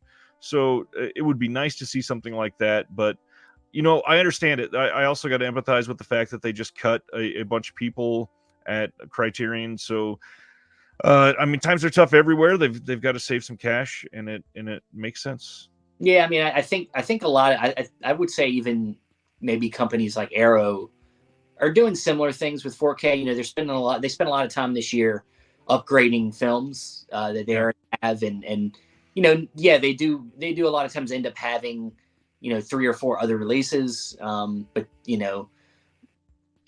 they also repackage things that were in box sets to other box sets, and then they've done that a couple times, and it's I think that this 4K transition's been easier for some companies and harder for others, and I mean, as long as we keep getting new interesting titles, I won't be too upset. I do hope that they choose maybe some other titles to go UHD over something maybe like this, but I agree. And frankly, I mean, nobody looks worse than somebody like Shout Factory in the 4K era. So at least Criterion isn't stooping that low yet. Yeah. Next up, they are releasing their first John Woo film, which could be a sign of some pretty incredible things to come. This is Last Hurrah for Chivalry from 1979. This is, of course, the same director that has done stuff like The Killer, that people are clamoring to get a release for in the US. Now, this isn't necessarily a guarantee that those are getting a release anytime, because they could be different rights or whatever that they're having issues with. However, the important thing to point out here, too, is that this obviously isn't super hard to get, because this already had a UK release from Eureka, the company that we already talked about, and it's a great release, and this will be great as well, I'm sure. This is one that people in the US should see, and I'm glad, and I do think it's deserving of the Criterion treatment. Yeah, and I hope this means we're going to get Face Off in the Criterion collection. Please. Because if John Woo's Face Off comes to the Criterion, it would, well, first of all, as much Nicolas Cage as possible. I know we have Moonstruck in there. I believe that's it. I believe that's all the. Well, maybe was there a De Palma film in there that maybe he jumped into, or I don't know. Isn't he in what's the one? I know I'm going on a I'm spiraling off subject. It's Nicolas Cage. You're always allowed to talk about Nicolas Cage. What's the film? The early it's the 80s. I believe it's a De Palma film. It's got Matt Dillon in it. It's got Rumblefish. He in Rumblefish? First off, that's Francis Ford Coppola. That's what I get them mixed up sometimes. 2 Italian guys. I believe they're both Italians. So I think he's in that. I think Nicolas Cage has a small he part. is in that, yeah. Yeah. So Nicolas Cage is in there, but I'd like to see something a little bit more front and center, like a Con Air or a we need to get back to the time when Criterion put out Armageddon and put out The Rock. We need to get back to that time where the action movie is amazing too. But there are some great action movies that just don't get the time of day because they're not considered art. But John Woo, what he did in Face Off, that's art, and we need to bring that to the Criterion Collection. I mean, some of that you can smell the sarcasm, but genuinely, I love Face Off. I would love to see that in there. Okay, yes, sarcasm. Do I really think that would ever happen? No, but it does need a premium release. I believe it's a Paramount title, so it's going to have to come from Paramount. So, but what we could talk about is the fact we were just talking about Nicolas Cage. So now we're going to talk about David Lynch. How about Shout Factory loses the rights and we get Wild at Heart on 4K from Criterion? That would be a fun upgrade. That you got me, man. There's a 4K we need. There you go. So obviously now it's time to talk about March 21st. We are getting Inland Empire from 2006 from David Lynch from Criterion. This is a Blu-ray release. This is not a 4K release. First off, finally, all of the David Lynch stands can stop begging for this every month. This has been known that this was coming for quite some time. But one thing is, honestly, with the amount of work that they did on the restoration for this, uh, I was shocked that they did not put this out on 4K. And obviously, the response to that is, well, it was shot on DV, so why would we want a digital video on 4K? But if you look up the actual restoration work that they did on this, they did scan this in and change a lot of stuff. The work that they did for this restoration is mind blowing. I'm shocked that they did so much for this, but this genuinely was scanned in 4K eventually, and that's similar to Sean Baker's Takeout. That thing was shot on a DV cam, and that was exported to film and then scanned in 4K. So there are ways to do it. But yeah, it wouldn't get a huge uptick in quality or anything like that. The best thing that we would get would maybe be like an HDR pass on it. Yeah, and I'm sure the decision was a lot based on what Lynch wanted. Right. Maybe if they went maybe they even tried taking it that route, and maybe it messed with the image. It maybe made it too sharp or too, because he shot on video for a reason. He wanted a certain aesthetic, and maybe going full 4K messed with that aesthetic. So he just decided just a Blu-ray would be best. So yeah, I mean, this is not a Lynch I've seen. This is actually one of the ones I haven't seen.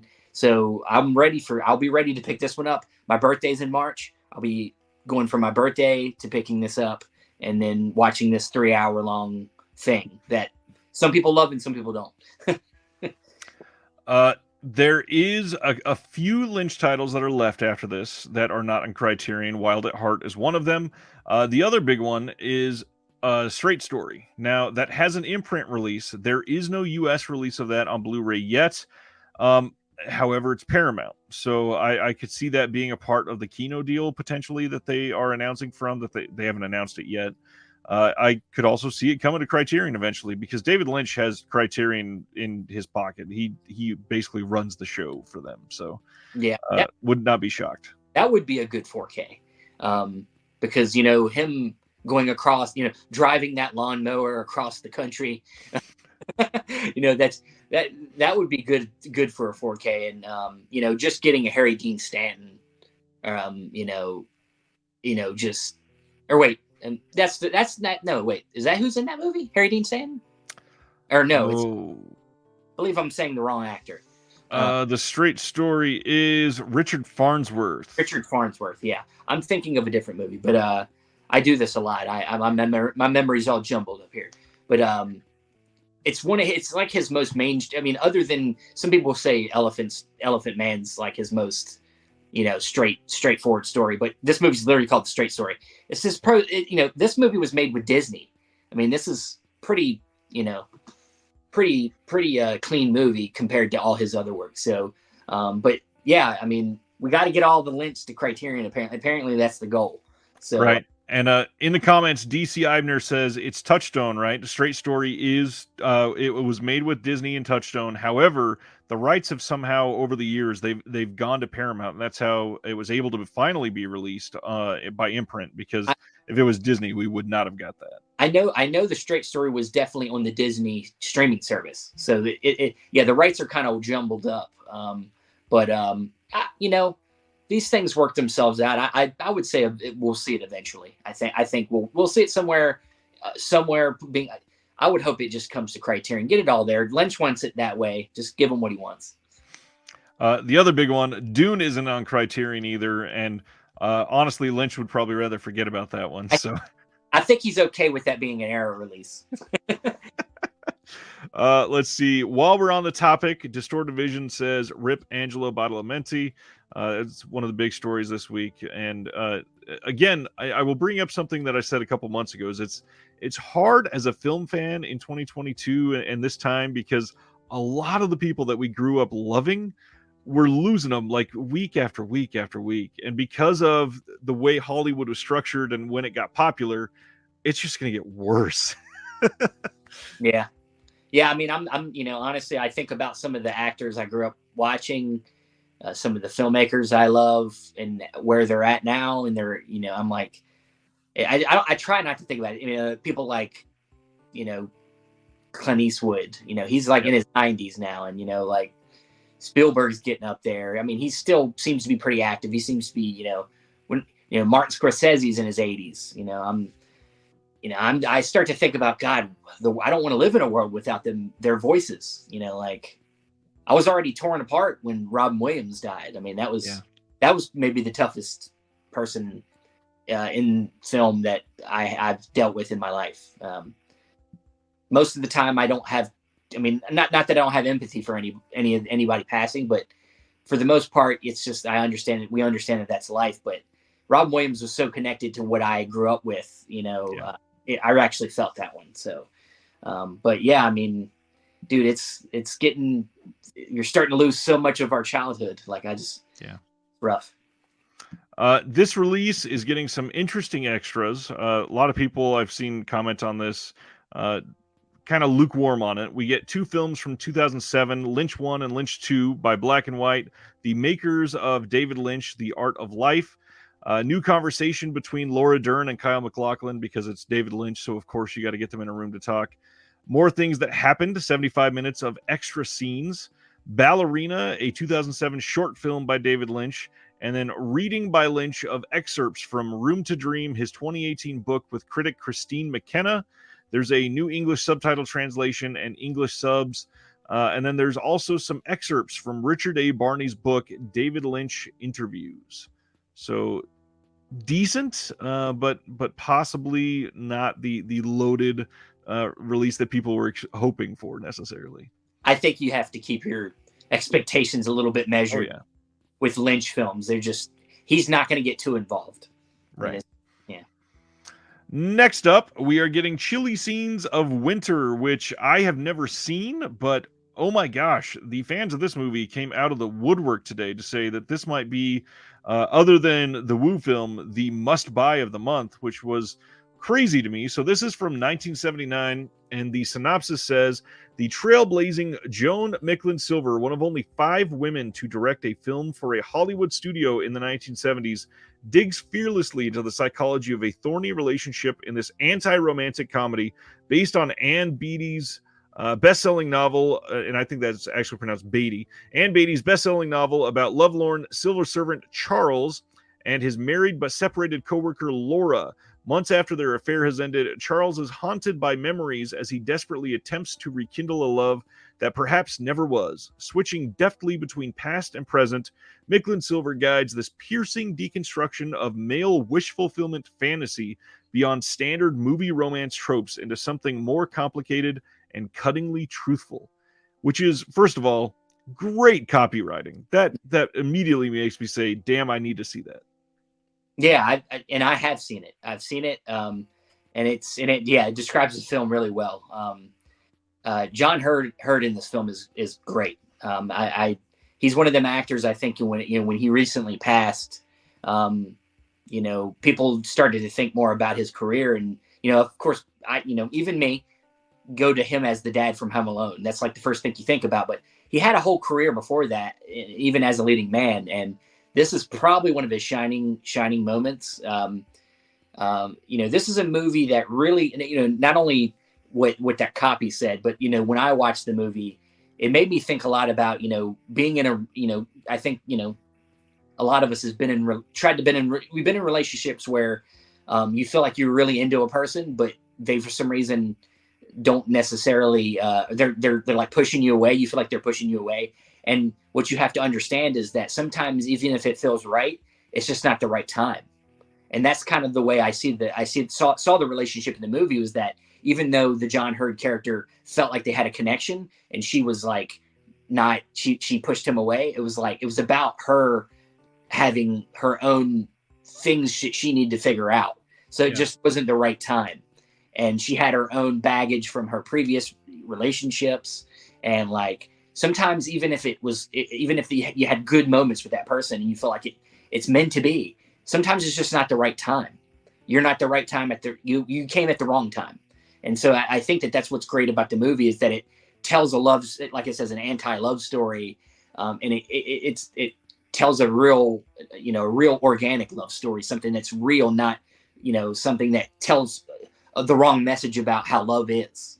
I think we get a lot of these love stories that tells messages about Oh yeah. being really coming really quick and being really, easy, and love isn't easy. Love is messy, and that's how this movie, really portrays love in that way. It makes me think about another really good kind of like genuine film about love, and that was the movie Jeremy from Fun. Um, is another really real love story where you get these two young teenagers coming together, but then by the end of the movie, it kind of has a kind of, I don't want to spoil the movie, but it has a real ending to it that could really happen to anybody. And and that's I think a good comparison there in a sense. But this is one of the movies where, don't expect it to be super happy. You gotta, it does have some interesting storytelling tropes. There's some breaking the fourth wall also in the film, which is really cool. So it's got unique storytelling in it too. So I understand why people are excited. It's a good pickup. I've always loved John Hurd. Obviously, he's supposedly great in this. People always jump to Home Alone for him because that was one for a lot of people around our age growing up. But for me growing up, I always jump to what DC says in the comments here. I like to think of him as the bully from Big with Tom Hanks. And he was great in that. Big is one of those movies that I loved as a kid. And then I watched it as an adult and went, why did I love this? This is a really creepy movie. It is a creepy, yeah. Him being a kid, getting hit on by grown women, and even once they know he's a kid, it's still, she doesn't like feel like she regretted any of it. It's just like, and then it's got its moments. That movie is weird. And then at the end, she says, "Call me when you're 18." Like, how does that? That's not gross. Why are we doing that? Yeah, I think they probably thought it was a cute joke at the time. Stan Geezy with an important comment. John Hurd also great in After Hours, and this is timely because all week we've been hearing some ramping up of rumors that After Hours is supposedly fairly close to getting a Criterion release in the coming months. So hopefully we can look forward to that coming soon. Let's move on to the next one. This is a big deal. We are finally getting the 312th physical media release of the Texas Chainsaw Massacre. 313th. Oh, I forgot about that one in Spain. You're right. So this is coming in 4K finally in the US from Dark Sky Films. The important thing that I wanted to say thank you to All That Is Man to finding the research on this for me because I couldn't find the previous release to verify. There are no new special features on this except for one really cool thing, and that is this documentary that they highlight right here. There's a new documentary called The Legacy of the Texas Chainsaw Massacre, and there are a lot of modern voices speaking on it, which I am dying to see. Supposedly it is great, and I believe it was also produced for the second site release, so it will likely be a part of that. But the big star of the show here, of course, this is coming out on 4K. Now, to temper some expectations, if the restoration was done properly on this, this is a very grain-forward film. This is not going to be a pristine, super great restoration that you look at and say, "Oh my gosh, I can see every pore on Gunnar Hansen's mask as he's diving into this woman." However, I am sure that it is going to be a beautiful release. The HDR on this is going to be astonishing as long as they did it right. Now, I will also point out this steelbook looks great. I am super surprised that they went with the original poster art on this, and then they're also doing a standard release that is a slipcover and the standard 4K case here. Now, the only thing I got to say about this release that bothers me on this steelbook, if there is really a black bar across the top of this that says 4K Ultra HD, that is awful. Yeah, let's hope that that's just like a J card kind of deal or something that can be pulled off. It likely is because like all of the Disney ones have that little flap that goes over the top, so it's probably just on there. But that's weird to include that in your mock-up. Texas Chainsaw Massacre. How do you feel about that original film? Yeah, it's definitely it's a seminal horror film, and uh, it's one I go back to every once in a while. I like, if I'm ever in the mood for just weird backwoods, if I'm in a weird I live in North Carolina. We got backwoods everywhere here, so just in that mood to get in my roots, then I throw this on, especially around the Halloween time. But I have that I don't know that it was out, but it might have been a straight up studio release. But I have that big I have the release that was in that little truck. Ooh, yeah. I have that one. So I'm definitely I'm gonna be getting the Second Sight 4K. We talked to Philip Escott over at Second Sight, and he was actually the one that produced and directed that documentary that is on this disc, and of course will be on the Second Sight. So him talking about it, yeah, it's going to be a really cool documentary, and I know you're a big fan of Second Sight. That's going to be the one to get, and but this I'm not like a huge steelbook guy. Like I get one every once in a while, depending on what the movie is. But but it's I mean, this is I know it is the 755th version of this movie, but you got to get a new 4K to pair with that Texas Chainsaw 2 4K from Vinegar Syndrome. So you got to get a 4K to match up with it. So. Absolutely. And over the last year, like, this is the Tobe Hooper 4K renaissance time. I mean, we've gotten Funhouse, we've gotten Life Force, we got Texas Chainsaw Massacre 2, and now Texas Chainsaw. Stan Geezy, who just commented and said, I'm a bit biased, but it's one of my favorite films of all time. Stan has literally written multiple books about Tobe Hooper films, and I am glad that people are eating this well if you're a Tobe Hooper fan, which it's kind of hard to be a physical media and horror fan and not like Tobe Hooper, because he's so eclectic in what he's done. I don't know. There's so much behind it. And you know what? I totally forgot to mention, hello, Poltergeist was in the last year too. That's a huge one. Yeah. Let's see. Mystic and Severe Radio had a comment that I wanted to highlight before we go on, though. What was my favorite release of 2022? Stay tuned till after the announcements. We're going to go through almost all of the great releases for this year as we go down the ballot for the Shelf Shock Rewind Awards. Just hang out. We will get there soon, I promise. Next announcement is another title that I am not going to do well with because I am not French whatsoever. So this is all you. Oh, is it me? I'm just kidding. Yeah. Coming on February 28th from Kino Lorber, Arsène Lupin. I'm just going to say it French on purpose. Are you trying to sound like Steve Martin from Pink Panther? Is that exactly what okay, all right. This is a 2-disc set featuring 3 different films from 57, 59, and 62. And they've got an original trailer, but that's all they've got for features. Kino seems to be digging deep into some of these art house releases in January, February, March-ish. Like, there's all kinds of Truffaut releases coming. This is, if you're into art house and some of those classic French, they are really giving it to you good. And you know what? Kino's done recently this year is they're full in on slipcovers now too. So they put slipcovers on everything now.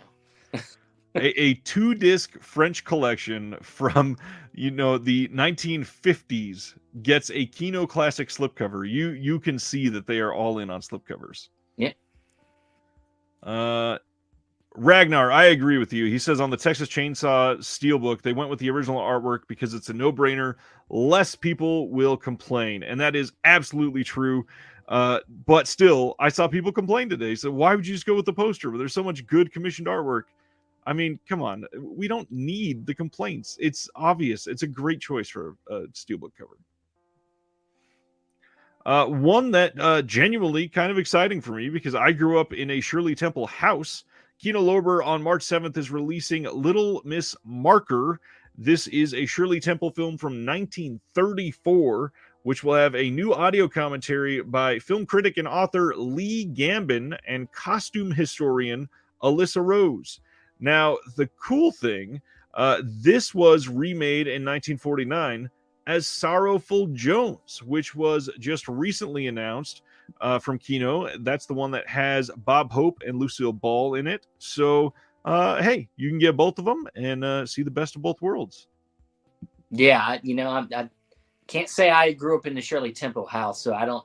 Of course I know Annie, but I that's about it for me. I don't really know much about her, but yeah, I mean, you know me. I'll watch anything. Andrew's probably seen this 5 times, And that's just since it was announced this afternoon. and that's the thing is that's why I almost feel weird. Not he's not on my shoulder here. I don't. Right. Like, this is usually the guy I can turn to and be like, Andrew, you've seen this, right? Yes, yeah. So it's weird for me. I'll get, there's like 10 Kino releases a day, so I'll get around to it. Speaking of Kino, they put this one out before. Gold Ninja Video, our friends from the Great White North of Canada, they are releasing a version of White Zombie, the Bela Lugosi film from 1932. Now, it does say that it's scanned in from a 16 millimeter print. They're probably not doing a full-blown restoration on it, but to be able to scan it in, it is likely going to look very different than the Kino release, which got a handful of complaints online when it came out, as it didn't look great. But this one is interesting. I do like the branding they went with on this.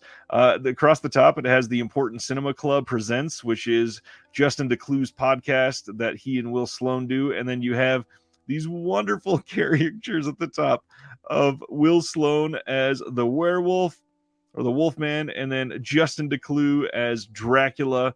And I'm curious to see what they do with this, with it being a public domain film and all of the interesting ideas with that. But the fact that they are doing it is interesting, at least. Yeah. And I have to call attention to this before you talk about White Zombie, because I'm never going to remember this if I don't. My mom commented and said, "Did I just say I grew up in a Shirley Temple house?" Yes, I did. And then she said, "I'm related to Shirley Temple," which I had no idea. Thanks, Mom. Whoa. Learning new things now. Yeah, so White Zombie. Joe just changed somebody's life. White Zombie. What about Bela Lugosi or White Zombie is exciting? Oh, I mean, Bela Lugosi's an actor that I think gets thought of just as the guy that played monsters or but he's really a dynamic actor, and I have not seen White Zombie. I know it's one of them films that's out there that I've heard about that I just never have gotten around to seeing, and I should have. It's easy to get to. You probably find it on YouTube right now. Public domain, it's everywhere. Yeah. Yeah, it's out there. I just haven't gotten around to it, but yeah, I really liked it. That some people look down on some of these kind of like public, that anybody can put out, but honestly, I mean, if you can get a good, an element that's worth, really worth up, something that you can really clean up, it's worth getting a better looking version out there. Yeah. And of course, adding something to it, features wise, and getting some more opinions on it. So, and like you said, I love the branding on it. I do love that branding on it that they did with the Important Cinema Club. So this is cool. I'll be excited I'll probably pick this up, maybe even because I don't think I even own any Gold Ninja release. Wow. I saw your video way back when you talked about some of their releases. So I need to look more into their stuff. Yeah, and I was going to definitely highlight, a lot of people are probably going to ask why. Why would they put this out when it's public domain? Why would they put this out when there's so many different copies of this floating out there? And even like, okay, say they do a new scan and it looks just like every other release. That's not where you're going to find the gold in this. The gold is going to be the supplements that they produce. And with Justin and Will, the amount of energy and good cinema vibes that they put back out into the world, it is enough to invest in simply because of their personalities and to support them to be able to keep doing what they do. They will easily have at least one commentary on this. There may even be a couple, depending on who they can get a hold of. They may find some ways to like show how certain things were shot in this. Justin does that a lot. There's going to be tons of essays. There's going to be a little booklet that it comes in the first release, at least. And then on top of that, Justin hides a full-length film on every single release. So no matter what, this is going to be a fun and interesting release to dive in and definitely learn some stuff with. And honestly, when it comes to any kind of restoration work on it, it's probably going to be better than anything that's been done so far. I mean, technology is getting so much better with all this stuff all the time. Yep. And when was the last time somebody scanned this movie? I mean, really, I mean, it's probably been a while. So Yeah. it's probably going to look better than it ever has with whatever they do. So, yeah. Good point. We got just a couple left, or no, this is the last one. Modern film, The Menu is coming out on January 17th on Blu-ray and DVD only, no 4K. This is going to be on digital on January 3rd, so if that's your bag, you can see it then. A lot of people know what this one's about since it's in the news and it's a timely film everybody's talking about. However, I do want to point out that it's pretty cool that the studio did a very stylized press release for this. They made it look like a menu. It is a couple pages long. They treated the bonus features like they were entrees and part of the films. The film itself is the entree, and then you've got the first course. They give you one of the featurettes, and the second course and third course are others, and then they give you a dessert, and it says dig into the creation of the s'mores sequence as costume designer Amy Westcott explains the painstaking process of sewing ponchos made of marshmallows. Just really fun when you see studios actually dig into a film like this, which is pretty rare nowadays. Oh yeah, yeah, and yeah. I mean, even though not a 4K, this seems like a film that I really want to. I mean, I've had a couple people describe it to me, and it just sounds like something I would be really into. And yeah, the effort that they put into this press release here is, it's it's rare, but I wish they would have put maybe a little bit more. Maybe I would take the 4K over this great press release. Definitely. So think about that next time, studio. Yeah, I would agree with that. I'd take that in a heartbeat. The next thing after the announcements, we always talk about, of course, we can't remember everything. So what's coming out next week that we forgot? We are getting War Games in 4K from Shout Factory. The Taking of Pelham 123 from Kino Lorber, that's in 4K as well. The Banshees of Inisherin is out on Blu-ray next week. The Tar release that we just talked about, House of the Dragon, the complete first season, is out on 4K next week. The Kino Lorber release of Cinema's First Nasty Women is finally released. I feel like we talked about that months ago. Season 1 of the Kino release that I just talked about, which my wife texted me, she was watching and said that it's pronounced Maigret. That's the French pronunciation, so that helps. That's out next week. That's season 1. We got this Bridge at Remagen release. I believe that is coming from Sandpiper, which seems to be who Olive Pictures used to be. The same group is working on that now. And then other than the VeggieTales release of Jonah on Blu-ray, not a whole lot else. We are looking at the end of December. And unfortunately, that's usually a pretty stark time for releases, people knowing that you're not going to be spending a lot on physical media, so they stop putting out big name titles near the end of the year, and then they ramp back up in January. So we still got some other stuff to look into. Chester, I just called that one, I promise. House of the Dragon season 1 4K this coming week. All right, we've got another big thing to talk about tonight. We had somebody ask, Mystic and Severe Radio asked just a little while ago, what was the best release of 2022? And fortunately for everybody, I think that we have the best possible way to discover that, and that is this other account, Shelf Shock Rewind. This is the award show that Steven and I have been working on what feels like for 14 years. It's really only been about 3 months, something like that. 3.5 months, and it's finally here. Today is Chester says it's in stores now. Okay, that it's not the database like that. Sorry. I first of all, I love the fact that you and I have been able to launch this. Like I said, today is the first day to vote, and we've even during this show we've gotten like 8 more ballots turned in, which is great. The people are still voting. We have 30 days to vote. Voting started on December 15th, closes on January 15th, because there's a lot of releases that you either may not have in hand yet.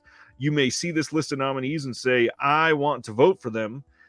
Steven, why don't you give us a primer on the award show and what you're feeling, and just give us your thoughts. Yeah. So, guys, as we've said before, we wanted to make sure we wanted to do something where we could really highlight, of course, the thing we love. And we both do these shows where we talk about these announcements every week. And, there's just all out throughout the whole year. There's great stuff and some stuff that just kind of gets left behind. And we wanted to do this show to make sure that that stuff didn't get left behind. And we got a lot of people that are within the industry and around the industry to help us come up with, submit nominees, and to give us a wide spectrum of tastes and things. And so now, we're here, and I think we got a really diverse group of films nominated. And of course, you guys can all put in your own opinions with the write-in options. But this has been a labor of love, and now we're at the kind of where it gets serious now. Now the stuff's coming in, and now me and Ryan got to figure out how to present this to you once you guys have got done voting. Now I don't even know what to do now. I'm a little bit scared now. And I'm like, well, now this is where we really got to impress you. Got to make this fun for you guys. So we really hope that we can put on a show for you guys that's not only going to introduce you maybe to some things maybe you didn't know. I mean, this ballot alone is going to introduce you maybe to some things you weren't aware of, but also, just spread the love on some of our favorite stuff. Already we're seeing a lot of love as the first day of voting. We're seeing some people that are, we've seen some people that work on certain titles, like the Out of the Blue release. We gotten a lot of people that even worked on that release starting to show some love and ask people to vote. And, we need more of that. We need more people that are not only just fans of physical media, but people with these labels and things to help us spread the word. And this is just a big love fest. We just want everybody to, just have fun with this and not take it too seriously. We say we base this around the Oscars a little bit. We want this to be taken seriously, but we also don't want this to be looked at as just us trying to tell you what's the best thing. I know that's what the categories say, but really it's just about highlighting releases and being able to highlight the people behind these releases. So, stop me, please. Through the interviews that both Chasing Labels and Disconnected have been able to do over the last year, we have really been able to get a feeling for the amount of hard work that goes into some of these releases. And a lot of people see a label and think either one of two things, like, hey, the three people that are associated with this label are the only people that worked on this label. They do great work. These three people deserve all the praise. Or the other thing is that they think that these labels are huge companies and they have tons of employees that all are working on their own individual products, and they churn these out because they're able to accomplish so much. And in all reality, it's this weird mix of both, because the labels themselves are very, very small, but the amount of people that it takes to actually put out some of these releases is vast. We have literally producers on the streets of like Italy discussing with filmmakers from the 60s and 70s. We have individuals that are meeting up with famous filmmakers in Hong Kong and filming them on camera interviews and location scouting for where things used to be filmed so that they can give you that sort of retrospective. We have people that are doing remote audio commentaries from different time zones and different corners of the world, literally. And it is crazy how many people actually go into putting out one of these releases, let alone the fact that we have literally, if I tried to count how many boutique labels put out even one release this year, it would easily be over like 65 or 70. There is no telling how many boutique labels actually had a physical release, because it's nearly impossible to actually line up and figure that out with how many releases we're kind of overwhelmed by. So it's an astonishing feat that we get as much as we do. especially for companies like Cunilorber. How do they do that? But overall, it's just going to be a really fun time to be excited about the shared interest that we all have and highlight things that the community itself can never really broadly discuss. And through this sort of ballot, you can get your voice heard, and every single one will count. Every single write-in option will be tallied. Every single opinion that wants to be a part of this is welcome. And the way that you do that is by finding our social media. We are on Instagram, we are on Facebook, we are on Twitter. I've posted us on Reddit. I'm posting us on Reddit again tomorrow. So if you're on Reddit and you see it, please upvote it. But we have our link in all of our bios, and where we posted today, it's also in those posts. We're going to be spamming the hell out of that link as many places as we can, which, first of all, apologies in advance. You're probably going to see it too many times. I completely understand. However, I'm pretty sure that most of those times when you're seeing it for the 8th and 87th time, and even more than that, somebody new is seeing it for the first time. So please bear with us. It is something where we're trying to capture as much of this community as we possibly can, because these categories are widely varied. There's a lot to cover. There's people that are only into martial arts releases, and that's great. That's fine. You are welcome. There are people only into horror. That's fine. You're welcome. There's a lot from each of these genres to vote for. So if you find that link, you can vote starting today and ending January 15th. Before I get into showing the actual ballot, anything else you want to share or talk about? No, I mean, but yeah, I mean, it always, surprises me how many people are out there that like the same thing that we do, and I really hope that everybody can help us, get excited about everybody and we'll want to participate. And there'll be, I know this is a little bit side thing, but yeah, please go to all them socials and follow, because we're going to have some other cool things going on with giveaways. We got our first giveaway that'll be, unfortunately, I don't think I have it ready for tonight, but I'll post it tomorrow. Who won that giveaway?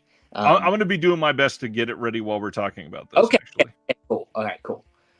Because unfortunately, I got to do the show right now on my phone, and that's how I get to see things, and I wasn't ready. Steven had a computer die on him in the last couple of weeks, and it's been a sort of a catastrophe time. So we'll bear with Steven. But let's start taking a look at this ballot. Now, obviously, we don't necessarily want to go for the next 5 hours or anything. However, this is a really fun time as a small community that is a subset of the greater physical media fan community, where we can highlight some really great releases in this ballot. Now, I wanted to show what we have at the beginning here. This is like the guidelines to use for the voting. So first off, we are only talking about physical media releases that came out in 2022. So even in some of our imagery, like we just were showing a picture, and one of them was the Michael J. Murphy box set from Indicator that we were both really excited for. And we made that graphic before it got delayed, and now it got delayed, and it's most people won't have it in their hands till February at least. So unfortunately, that one's not going to be eligible. So consider that the release dates have to be in 2022, and that means specifically if it had a limited edition and then a standard edition, we're going with the limited edition date. It's got to be the first date that it was readily available. So if that's in 2022, then guess what? It is eligible for at least a handful of these categories, and you'll see why.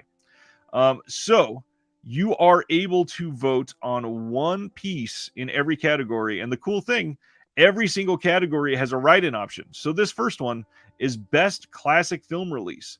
This is for a physical release of a film that was originally released prior to 1940. So we've got Dr. Jekyll and Mr. Hyde from Warner Archive, The Gold Diggers of 1933, also from Warner Archive, and then Eureka holds down the rest of this one with The Hunchback of Notre Dame, The Most Dangerous Game, and Vampire. There is a handful of other releases that I've seen people talk about that could be in here. So a write-in would not be unheard of. This is something that in some of the ballots that have been turned in, we are already seeing some write-in options. Anybody want to share their thoughts on this one? Are there any of these releases that you saw that was great? I know for me, I wanted to highlight the fact that we don't have the 4K of the Cabinet of Dr. Caligari on here, which is crazy. However, it came out right around when we were getting our selection committee for the nominations together, and unfortunately, most of them had not seen it, so it only got a couple votes in that first round. Yeah, that is the thing about when we have to do this is, getting people's minds wrapped around that there are some things coming out too in that meantime is what but that's why the write-in option's there. There are things in the meantime that so that's why we tell people don't be in a rush. If there's something is coming out that you think maybe could be part of these nominations, you should maybe hold off when you're voting until you have that in hand. But I'm with you. There was a release that didn't get part of the official nominees that I decided to write it for this category, and that's the Phantom of the Monastery release from Indicator.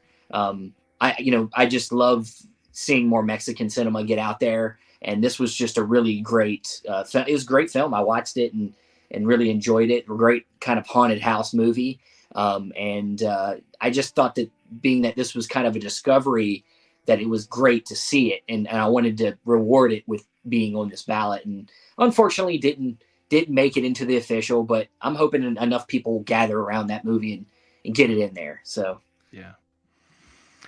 We'll see. It is something that still even has a chance to win, so that's exciting. Any opinions? Suddenly we had everybody fell off a cliff in the chat. I see we got a lot of people still watching, but no activity in the chat. So I'm going to go to the second one. Maybe this one will make some people excited. This is for Best Modern Studio Release. So this is for a physical release of a studio film. So that means somebody like Sony or Warner Brothers themselves has to put out the physical release, not something that went to a boutique. And it could be a physical release that came out in 2022 for a film that was a modern film, like something from 2021 or 2022, not something that was released in 1971, and now the studio is putting out a better version of it, like Paramount did a lot this year. So on this one, we have The Batman, Everything Everywhere All at Once, Nope, The Northman, and Top Gun Maverick. So, what are you feeling on this one, Steven? Well, it's tough. I mean, for this category, I kind of lean towards what was the film that I enjoyed the most, because I don't have all these releases to be completely honest. Yeah. Because I don't spend a lot of time buying newer films. I'm so wrapped up in the labels. I'm buying all these older films and all these obscure films. So, but one of the films I did buy was the Nope 4K release, and I really enjoyed that film, and really enjoy. I was looking at some of the extras, and there was a pretty good behind the scenes making of on that disc, and I just want to. That's the one I chose. Nothing against any. I mean, I like The Batman. The Batman was a good movie. I did see Top Gun Maverick. I liked the movie, but I never got around to buying the releases yet. So, that's where I went with it. Thankfully, we got some in the chat now. Flickering Waves mentioned on the first one, still need to watch Phantom of the Monastery to see if he wants to write it in. And Bo Smith is listening to us and filling out the ballot right now, thinking hard about the choices. Let's see. DC says, I'd go with Top Gun if just for the fact that they retained the original IMAX ratio for those segments in the film, which is kind of a big deal. That is something that hasn't happened on a lot of physical media, thankfully. Terry says, still need to watch The Batman before I vote in the modern studio release category. For me, this one, I think had to go to Everything Everywhere All at Once. The release actually had some decent extras on it, which was the big thing for me. And this got some decent releases. It made some pretty big waves this year. I'm really hoping that the film goes far at the Oscars this year. This is one that genuinely has a chance. Wave has a question. Is the vote for best movie of those or best package with extras, etc.? That's a great question. It is specifically about the physical media release. So on some of these, or no, they all got 4K releases. I was going to say maybe if they all weren't 4K, maybe it's not as high quality, but yeah, they all got 4K releases, and they all at least have some extras. Some of them are a little more robust than others, but yeah, you're literally voting for the physical media release. There's nothing on here unless we're talking about labels that is about the film itself. It's all about the physical media releases. So let's go to category number 3, which is what I just said. This is a category that is about the labels, and this is for best new label. Now, the way that we define this is the label had to have their very first release in 2022. Now, the hard part, a lot of people were wanting to talk about Radiance, and unfortunately, the first Radiance title is not going to be in everybody's hands until January of 2023. That is the release date, and I think it's literally January 2nd or January 3rd, something like that. It is very early in the month, which stinks that they couldn't be on this ballot. But hey, maybe they're a shoe-in for next year if we get to do this again. Oh man, when the first releases come out at the beginning of the year, you know how it is with the Oscars, man. If you don't get in late in the year, then you get forgotten. I'm just kidding. Radiance is gonna be all right. It's true, but I mean, Treasured Films, we've already got a title from them that's going to be the first one from them, so that could be a stacked category next year. Yeah. But this year we've got Canadian International Pictures, friends of both of our shows, Chameleon Films out of Australia, Deaf Crocodile, which is another great company that has talked to us, VHS Hitfest or VH Shitfest, depending on how you want to pronounce it. Visual Vengeance, the new kind of side label from Wild Eye. These are all available as voting for best new label, and then if there's someone else that we don't have here, you could add it as a write-in option. Yeah, I mean, there's a lot more labels out there. Some don't maybe get as much of attention because maybe they don't put out a lot of releases, maybe, but there are definitely some other new label options out there that maybe just got missed. I've leaned towards I think it's hard not to lean towards partner labels that were new this year because there's so many of them, and they with the backing of Vinegar Syndrome they pop, and I personally, for me, I really like the Canadian International Picture line. Just learning more about Canadian cinema has been good. So yeah, I mean this one's going to be a tough one. Yeah, when I was I got to see the nominees as they came in for this, and this one was very hard for me because as I was looking at this, at first I was thinking this is a shoo-in. It's got to be Deaf Crocodile, and then I remembered, holy hell, the first Canadian International Pictures release was in January of 2022 or February, something like that. I just feel like they've been around forever. But Deaf Crocodile and Canadian International Pictures are both brand new in 2022, which is crazy. To pit those two against each other is hard, so hard. And both of them, friends of the channel, the Canadian International Picture guys, I'm going to have on here for an interview soon. But it's tough because, let's see, one, two.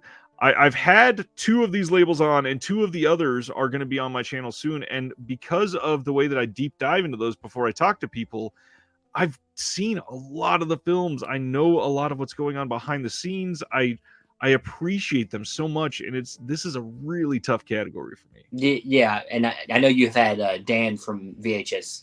Yeah, we just had him on, and he's a great guy. And they're a pretty young label. They just put their third release out, and they're just another label that just hits another spectrum of film that, if that's your thing, then maybe that's your label you pick. It's really about what you're into, and that's the cool thing about these labels, new labels, is a lot of times they're just hitting very niche specific genres or corners of cinema. And that's what makes them so exciting, because they're going really deep. So this is always a fun category. I think every year we'll be always hitting on something interesting. So. Absolutely. And in the chat, we've got Bo Smith says, I love everything Canadian International Pictures does so much. Every film they've released has grabbed me in such a great way. And I would agree. Like every one of their releases, it feels like a prestige release. It is a shockingly great title every month. Wave went with CIP as well. And then we have Ryan Gowes went with Deaf Crocodile, and Flickering Waves did as well. That again, I get it, and I feel bad for the other three labels here that those two are getting such highlights. But I mean, what do you? There's gonna. It's how it is. This is how it's gonna Yep. be. There'll be some that just pop more than with the public more than others, and like I said, we don't need to look at this as being arguing. They're all great. They're all great. Just some people like ones more than others, and this is just a way for us to highlight that. And either way, all these labels got nominated. They got out there, so it's good for everybody. And on top of that, because we can see some of these ballots as they come in, I can tell you, I believe at least 4, if not 5 of these, and at least one write-in has already happened. So people are spreading out the love. It's not just happening for those two. Yeah. But let's go down to category number 4. This is a fun one. This is our first genre category. This is for best comedy release of the year. So this is for a film that is a comedy film, but it's literally for the physical media release of that film. So we have Arsenic and Old Lace from Criterion, which is a film that people have been dying to get on a good release, and that release is strong. The Everything Everywhere All at Once 4K from A24. We just discussed that one as well. Coming out of nowhere, Gunpowder and Sky with The Little Hours getting a really strong nomination here. Pink Flamingos, the John Waters film from Criterion. This one has got a lot of love this year. This is a big upgrade for what this was on home video prior. So the extras package on this alone is something that had people very excited. And then rounding it out, the Tropic Thunder 4K release from Kino Lorber looks stunning, and it's one of the best modern comedies of the last 20 years, easily. It was one of my favorite films the moment it came out, and I absolutely love that film still. Yeah, I agree with you. It's honestly, I know that release isn't like something where it has a lot, like it's not stacked with features. It's not something, it was, for me, it was just nice to get, not only get that 4K, but like to get because for me, maybe I'm one of the crazy people. When I talked about this originally, I prefer the theatrical cut over the director's cut, and to have them both, and with the director's cut or with the theatrical cut getting the 4K, I'm super happy with it because it just, that they take out jokes in the director's cut that I loved from the theatrical cut. It pissed me off. So, and of course, has one of the best commentaries of all time on that movie where Robert Downey Jr. stays in character. Yeah, it's amazing. Him with Jack Black and Ben Stiller, it's one of my favorite commentaries. And but yeah, this was an important category that I felt like we needed to have because comedy films don't nearly get the love in general. Even for something like the Oscars, comedies don't get the love. So I thought it was important that having this genre represented in a category so that we can talk about these films and these releases was important. So yeah, I mean, there were some others that I was hoping to see on there, but I'm pretty happy with this list. This is a good list. The big thing, talking about being happy with the list, I think this is a very diverse list, which for comedy, that's important, but not something that I really expected, which I think a lot of people just immediately started going, God, what comedy releases came out this year? But there's a lot more that could have been on here. And we got some from all kinds of different eras. We got all kinds of different subgenres of comedy. We've got a modern film. We've got a couple, post 2000 comedies that are also good. We've got a John Waters just out of nowhere weirdo wackadoo film, and then a super classic film that is hard to argue with. So yeah, this is a really great stacked nomination list. Stan Geezy says Pink Flamingos has his vote. And then Terry, I think I know where my vote goes, but he's got one more to watch. So he's going to check that out.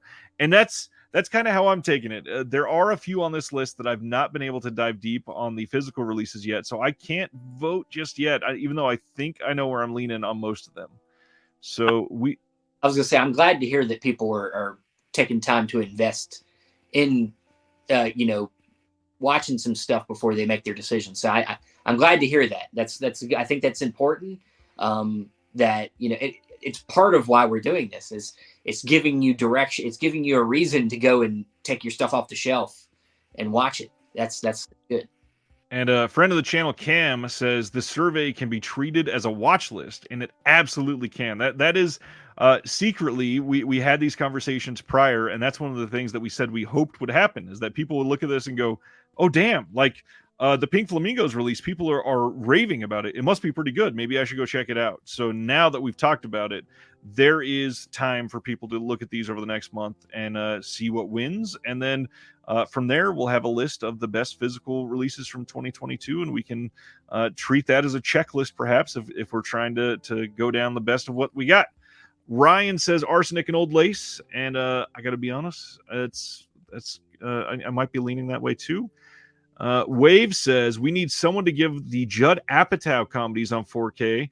I would agree for the most part, although Judd Apatow seems to have a lot of enemies nowadays with people hating his recent output, but honestly, I've got a soft spot for him. I grew up with those. I do too. I think he's, I think when the years go by, we're gonna look back at these really long comedy movies that were usually around 2.5 hours long, as kind of cherished classics. I think. I mean, 40-Year-Old Virgin. I think Knocked Up is really an interesting. I mean, he became the director that was the kind of like the. He liked to hone in on man-childs, all these movies about men that couldn't grow up, and that's kind of part of this generation. A lot of people lived at home longer than they used to, it's stuff like it. I think he's a good voice. I think one of his most underrated movies for me was Funny People. I was going to say it. Yeah. I think that's one of, Sandler's kind of underrated movies too, where he's obviously playing himself, but then there's moments of real good drama in the film where he's got to get really honest about the illness he has, and like him and Seth Rogen play well off each other. It's a good one. I agree. That's for me. That's definitely his most underrated film by far. Let's see. DC says the Blu-ray, the 40-year-old version, is in a rough shape. That came out very early in the Blu-ray cycle, if I remember right. Yes, can we skip the bubble on 4K, please? From what I hear, it's not worth watching, so I've skipped it altogether. Number 5, we start getting into some of the technical things. So if you're a real big audiophile, this is going to be one that you love, and this is going to be... Come on, hold still.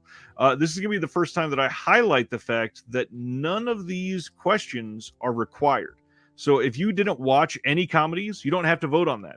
If you don't feel like you qualify to say what had a great audio presentation, you do not have to vote on this if you don't want to, but you can still vote on all of the other ones. So on this one, we've got the question is the physical media release. Which one had the best audio presentation for the year? So on this one, we've got The Batman. This is the modern film. And as it turns out, most of these are fairly modern.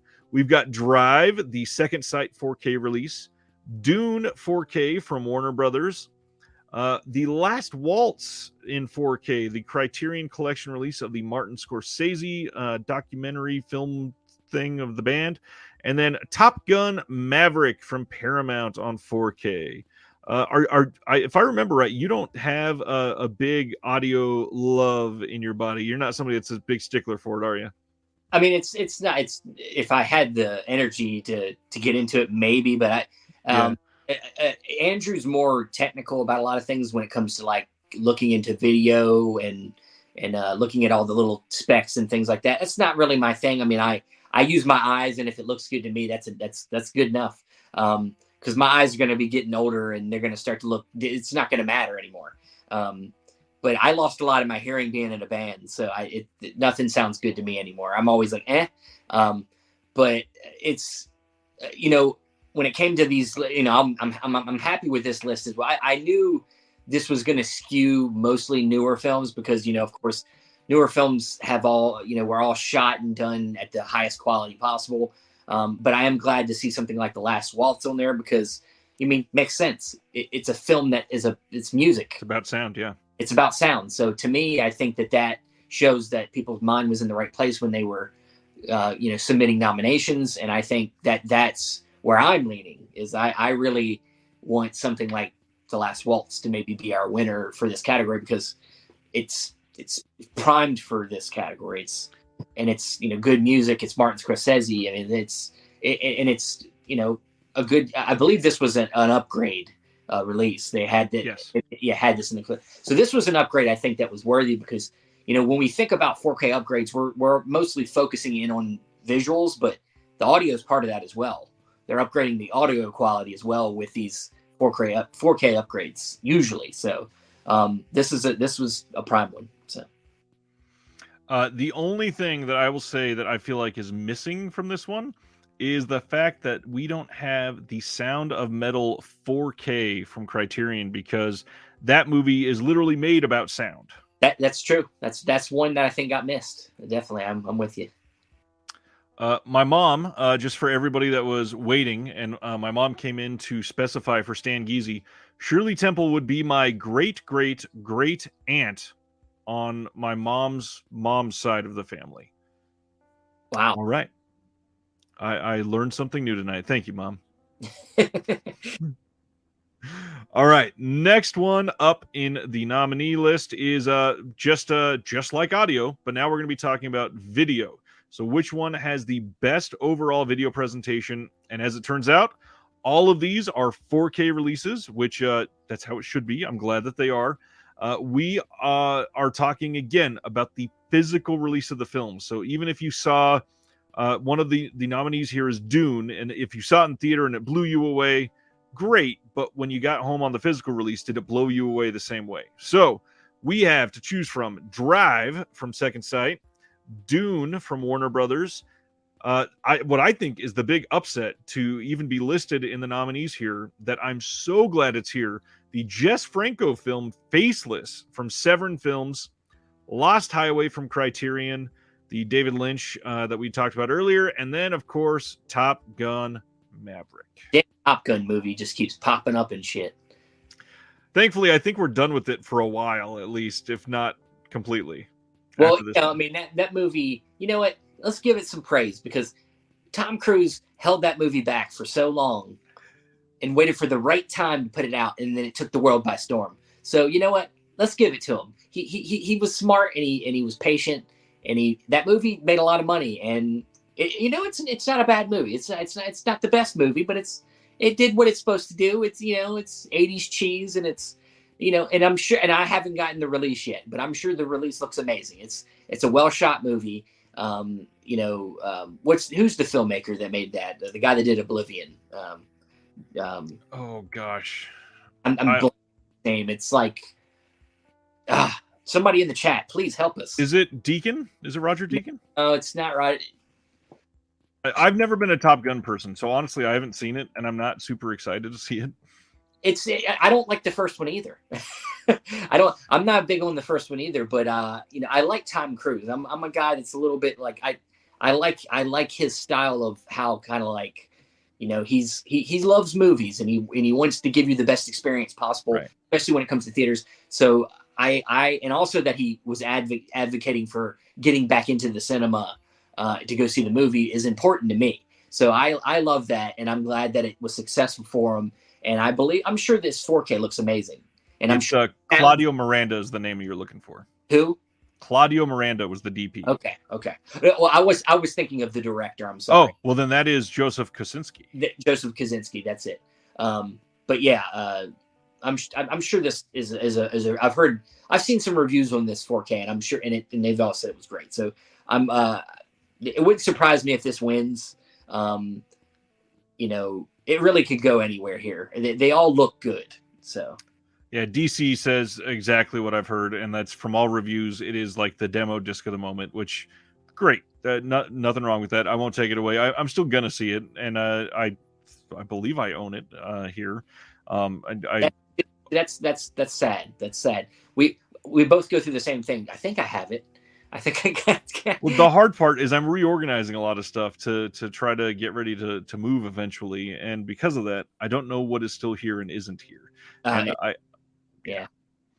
Let's see. Nerd says, I wasn't always into audio in my early days of movie watching, but when I started collecting, I realized that the audio is just as important as the picture. And I agree completely. And the hard part is I'm dying to have a sound system again, but because I've got young kids, I've watched them break so many things around my house, and I don't have the ability to lock up a theater at this moment because I'm not rich, because this pays $0 total. I'm waiting for the day that I can eventually trust my kids enough to have an audio system, but I still just go off my TV sound. I don't Yeah, even have a sound bar. yeah. I used to have a sound bar, but yeah, I'm with you. Like now I have a baby, so I don't even thinking about having loud anything in the house sounds like a bad idea. But also, I agree. Like it is, and I've even though I'm not really super into it, I know how important it is, and because there was I'm not even recalling which film it was, but I recently watched one of my 4Ks or Blu-rays recently, and it was one of them sound mixes where it was like, it was like super quiet, and then suddenly it would get really loud, and I'm like, this is one of the worst damn 4K sound mixes I've ever heard. I hate when movies do that, where you got to turn the volume up to hear them talk, and then suddenly it goes into an action sequence, and it's like too loud, and you're like, okay, they did not mix this well. So it isn't sometimes they don't do well on them, and it is an important part of the experience at home. So Completely agree. But yeah, we're talking about best video right now. And fucking went off track, and I'm sorry. no, so did I. Terry says, I definitely learned in my cinema days when he worked at the theater that folks will tolerate a bad picture longer than they will bad sound, which I get that to a point, because if you get buzzing, it can genuinely hurt the ears. But Yeah. like a dim lamp or something, that causes less problems. Yeah. Let's see. DC, I tend to get more blown away by beautiful 4K restorations of older films than getting some crisp 4K released this week or something. Well, I mean, we're about to get to that category next. So. Yep. I watch films with AirPods on because my apartment walls are paper thin, so I understand what you mean. I just talked about this the other day. Having an Apple TV that you can hook the AirPods to while people are sleeping, it is such a game changer when watching some of these movies. Love that you can do that. I can tell you, though, at least with my wife, she sleeps through anything. So I could be playing anything at any level and she'd be all right. So I don't have that issue. It's more the baby, but like, I don't know how you do AirPods though. That I can't do things in my ear. It bothers me. I can't. I'm doing them right now, and the only reason I can is because I've got the silicone tips. Yeah. So it makes it softer. I can't deal with that plastic right in the ear, though. Well, the thing is my ears, for some reason, because I do have earbuds and they have the silicone, but like even with them, like it's like my ears squeeze them out. Like they don't want them in there. So right. I just, I prefer these things. Your body rejects them. I get it. They do. Yeah. Next category. I think this might be one of my favorites that we decided to include. So this one is the way to highlight the actual restoration work that happens on these films, because it is really difficult to quantify that. So what we have is best home video restoration upgrade. So the way that we're looking at this is the entire presentation of the film, including the video and the audio that went above and beyond what you've seen previously to upgrade from the previous release. So some of these, they went from VHS all the way up to 4K. Some of them, like Fright Night, other than the old Twilight Time release in the US, there's not been a great Fright Night release to get a hold of in the US. The Godfathers, they look pristine on 4K, even though they had mostly okay Blu-rays. So all of these, they made some big leaps, and it's not necessarily VHS to 4K. It could be Blu-ray to 4K because the Blu-ray sucked so much. So first one, we have Fright Night from Sony, big upgrade. The Godfather, the first movie from Paramount. Lost Highway from Criterion, that's a 4K release. One that people are talking about a lot for this nomination here. Out of the Blue 4K release from Severin. And then Thriller 4K, or they call her One Eye, from Vinegar Syndrome. Now, this is a category that is ripe for a write-in vote. This is one that I suspect we will have a lot of write-in votes. Yeah, there's a lot of films that are getting just amazing upgrades, amazing restoration work done on them. And Yeah, I mean, if that's something that you recognize as a collector and that's important to you, yeah, there's tons of options really out there. Um, but I would say we got really good ones that are already right here for you. And yeah, I'm one of the ones that's on the out of the blue train right here. It's an amazing upgrade. I'm gonna vote for it. I'm just gonna say. DC Eibner says Reservoir Dogs hands down, and that's one I can reveal. We've already gotten at least a couple write-in votes for. The Reservoir Dogs 4K had not been released when we were getting the nomination committee together, and unfortunately, that's just kind of how this works with the timing of everything. But I can confirm, huge upgrade. The Blu-ray on that was always rough, and that 4K looks way better than I expected. So yeah, that's a good choice. And then Bo Smith says Sony did such a great job with Fright Night. It's hard not to vote for that on every single category because it is so beautifully done. And I would say Sony has had some like almost all of their releases have been knocking it out of the park. But Fright Night alone looks incredible. Yeah, I'm gonna have to get that release. You guys, that's all I hear about is that Fright Night release. I'll get the it. hard part, there's only a steelbook release. There is no standard 4K. See, I have the old Eureka, I believe, release. It's like a Eureka or it's an Arrow. Yep. It's Eureka. Yeah, I have that Eureka release still. So I guess I need to damn upgrade it. Ryan brings up the Limey 4K, which is another one of those beautiful Lionsgate steelbooks that we got this year from Best Buy. Now, the crazy thing, the Limey is a really great film, but it went so underground for a long time because there was nothing in print because all we had was a DVD. It was a little hard to find. I think they got a Blu-ray in Australia, and then out of nowhere we get a 4K in the US, and it is an astonishing looking release. So I get that. And then Terry says, even sticking with those 5 labels, if we took out these 5 nominees, you could easily come up with another 5 that are just as astounding. This is easily a deep category. Oh yeah. That's what makes it fun.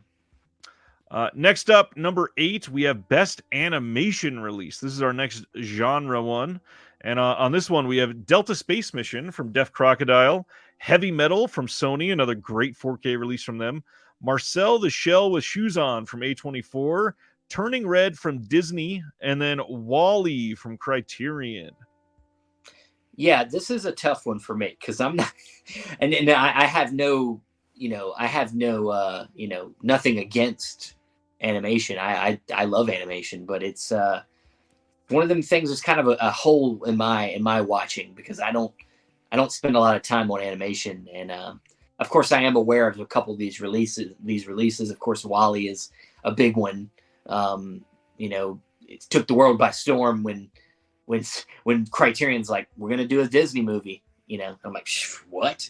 Yeah. It's so yeah, that one's a big deal, and I know Marcel the Shell is kind of been a big one this year. It's an A24 release, and I know I know the Delta Space Mission one. That's from what, Def Crocodile. Yes, sir. I know that's a popular one as well. So it's it's definitely a category that could have been had some. I know some stuff was left out, and write-in option. That's all we can say. Is I know that there was some people upset about certain. I think it was Shout Factory, that Shout Factory line release, and their animated Shout Factory line release. Yep. Yeah, they've done the Leica Studios 4Ks this year. Yeah. I know some people were upset about some of that stuff not getting in this nomination list, and I'm like, that's what the write-ins are for. That's exactly. You guys can still vote it in. Something could not be on this list and can win. You just got to believe that everybody else, or go out there and spread the word and say, hey, vote for this. You can do that where nobody's telling anybody they can't promote what they want to win. You see me right now talking about Out of the Blue every 5 minutes. So obviously I'm not stopping myself from promoting what I want to win. So you can do that. Nobody's stopping. So if you want Coraline and 4K to win, go for it. Like, I would never lie to you guys. This is very truthful. There has been twice just today that Steven has texted me about Out of the Blue. So it's the one. Look, it's the one. I'm a little bit, we'll get to it later, but I'm a little bit upset that it didn't make a certain category. So I'm making sure it makes every other category possible. And it still can. There's writing. Of course it can. I'm just doing all the. If I don't do it now, I'm gonna look back on this time and I'm gonna regret it. I'm gonna regret it if I don't do what I can. So DC says, so you're saying he texted you out of the blue? Cam wanted to highlight The Bad Guys. That was a modern animation movie, and honestly, that movie surprised me. It was a good movie. The physical release, it looks good on 4K, but not a whole lot necessarily that I think would make the release worthy of this one. But if that's on your list, go ahead, write it in. Wave wanted to highlight Touch of Evil, the Kino 4K release. That was an astonishing release. Yeah, it's a great release. Yeah. All right, next one. This is a fun category to discuss, and that is Best Packaging Design. So on this one, you are talking about the physical construction and functionality of the package, the quality of the case, the box, the book, how it functions, basically the way that Patrick Bateman would describe all of these releases in the most intricate of details. So the nominees are Cloak and Dagger in 4K from Vinegar Syndrome. That's the VSU release. The Columbia Classics Volume 3 4K collection from Sony Pictures. Drive 4K from Second Sight. Shawscope Volume 2 from Arrow Video. And then Thriller 4K from Vinegar Syndrome. I think there are a couple sleepers that could come in on this one as well. One of them, actually, as I was saying that out loud, just got posted in the chat. Distorted Vision says the Cenobite Horror and Red Spell Red Deluxe Packaging Set from Error 4444 has my vote for this category. And if you have not seen one of these in person, that release is beautiful. It is an astonishing release. But I would also say that about probably 3 or 4 of the nominees here, which makes this one very difficult. Yeah. This is a tough category because there's just so many. I mean, not only just box sets, with multiple films, but even just single releases that have gotten really deluxe releases this year. Right. And, companies like Second Sight, man, they don't hold back on it, not only just the outer box, but the books are like books. They're like actual books. Yeah. And it's like, how do you compete with that? Some labels look at that as more important than other labels, and so it's a fun, it's some of this is about, you got to think about functionality. For instance, I know that the shawl scope's on there, but some people have a problem with the fact that thing don't fit on a shelf right well, so some people are upset. So maybe that's not your choice. So maybe you look at something like that Drive set, and it's got the nice pulls off the top and everything sits in there nice and neat, and maybe that's your thing. It sits on the shelf nice. It's all about what you like. It's all about what you like, what excites you when you pull that off the shelf and you look at it and you're like, it tells the story through the packaging. That's important. That's what's so fun and unique about it. What excites you when you pull it off your shelf? If you look at any of these and you have them at home and you pull it off the shelf and you're like, okay, this is the one that's what you vote for. But I know some people can't all get these in their hand and really look at them. So It'd be tough for some people to pick these. But as you said, write in what do you have at home that excites you, and look at the packages and see how well they're. What's the, are they made with really quality, cardboard? Are they, like things like that matter? Is the booklets, I mean, I know that booklets is its own category, but this kind of falls into it. Is the outer art kind of help tell the story of what the box is too? Like it's a hard category to almost define in a way, because they all packages can be great, but be completely different in so many ways. So I'm rambling, but this is a fun category, and I can't wait to see who wins. You mentioned Shawscope. I think the Columbia Classics one is probably the most divisive of these, because depending on how you feel, it is either the most functional box set that you've ever seen or the least functional box set that you've ever seen. And I completely get that, because one, there's not a single shelf in the world that it fits in and looks great. Two, you have the fact that the book comes out of the top, but then the front opens sideways, and then the movies come out of what opens. Now, functionality wise, like, it's cool that that saves that on space, and you get individual slipcovers for all the films, plus digital codes for all the movies, and not to mention the book. And it's pretty overall, sure, but it's a little cumbersome, and I get that. So yeah, that one's a little crazy to go over. Yeah, it's going to be about what people value more. Do they care? If they don't care about, because honestly, if you know me, I'm a box set whore. I do not give a shit about how much space that box set takes up on my shelf. If I could look, I mean, like, look at this shelf here. I don't care. I just don't care. It's nice. It doesn't matter. I will build new shelves to add whatever thing it is. So, you know, it's really going to depend on what you value more. Do you value shelf space, or do you you know, this is shelf shock. We're talking about shelf space all the time, but what you value more. So next up, best visual essay. So the only criteria for this is the essay needed to be brand new for 2022. So it could not be an archival essay that they ported from another release.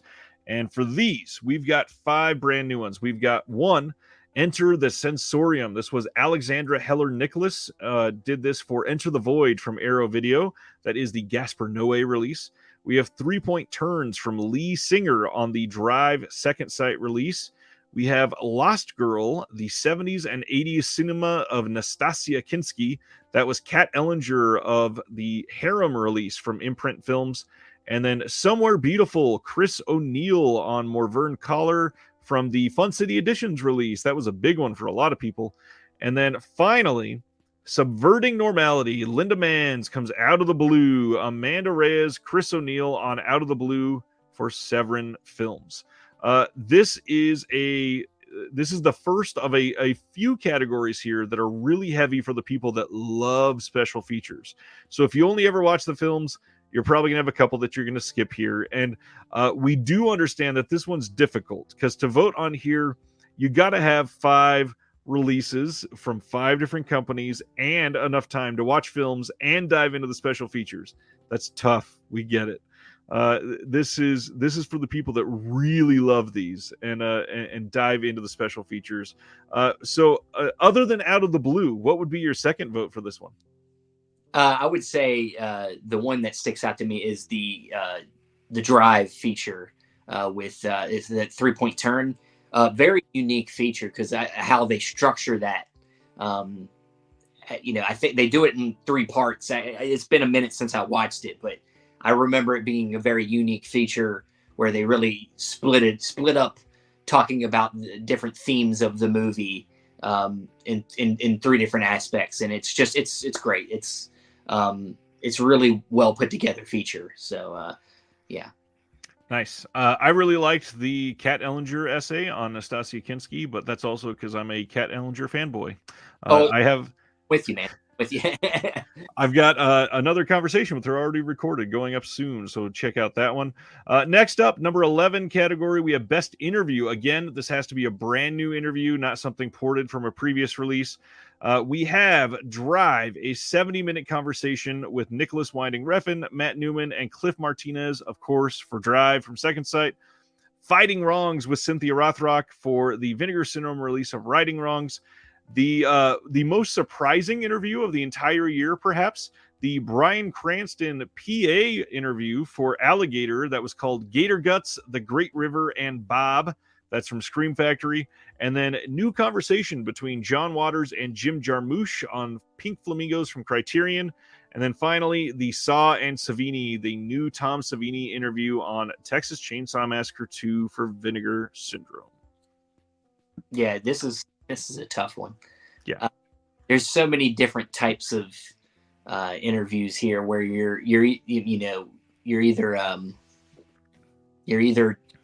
getting to talk with the filmmakers, or you're getting to hear filmmakers talk to other filmmakers, and then it's just and then just unique perspectives. The Bryan Cranston one just kind of is like out of nowhere. The Tom Savini one is a really good one to hear him talk about the effects work and stuff like that on Texas Chainsaw 2. I mean, it's and we got different genres of films that get talked about and all. It's this is another tough one. I mean, especially if you're into all the feature stuff. It's that I don't even know where I mean, I think I lean towards the Drive feature, but that I don't know. This could go anywhere. So. This is another category where you could name 10 others that you could argue are better than all 5 of these, and it's tough.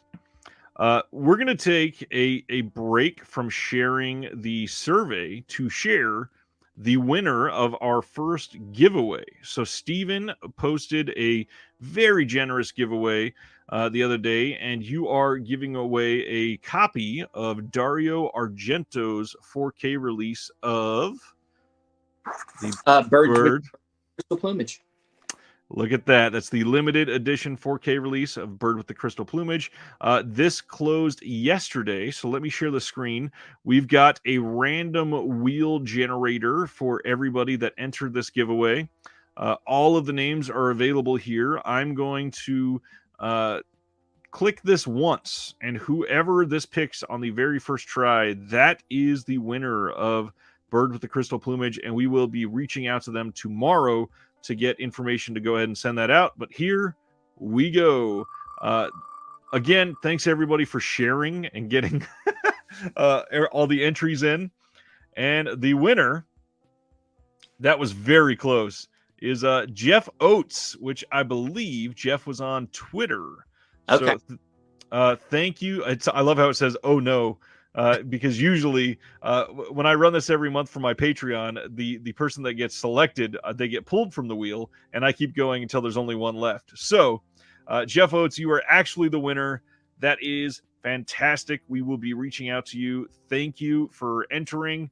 Thank you, everybody, for paying attention. And to maybe lay some exciting groundwork to hype everybody up to pay attention, we have other giveaways that are already ready to go in place from some of our favorite retailers in physical media. So we have Diabolic DVD, Grindhouse Video, and Orbit DVD all on board to do some giveaways leading up to and during the live show for the Shelf Shock Rewind 2022.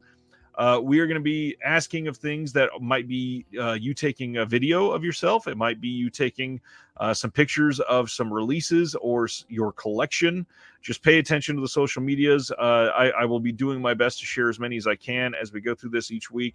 But just pay attention. There's a lot coming to get people engaged in these. And we're talking decent prices, like actual gift cards to buy releases, actual physical releases.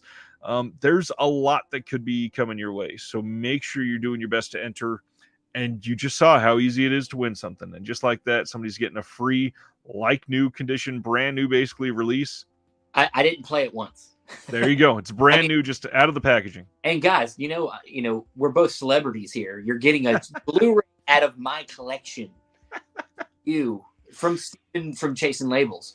Nice. That adds to it, right? That's true. It really does. All right. Let's go through the rest of these semi-quickly.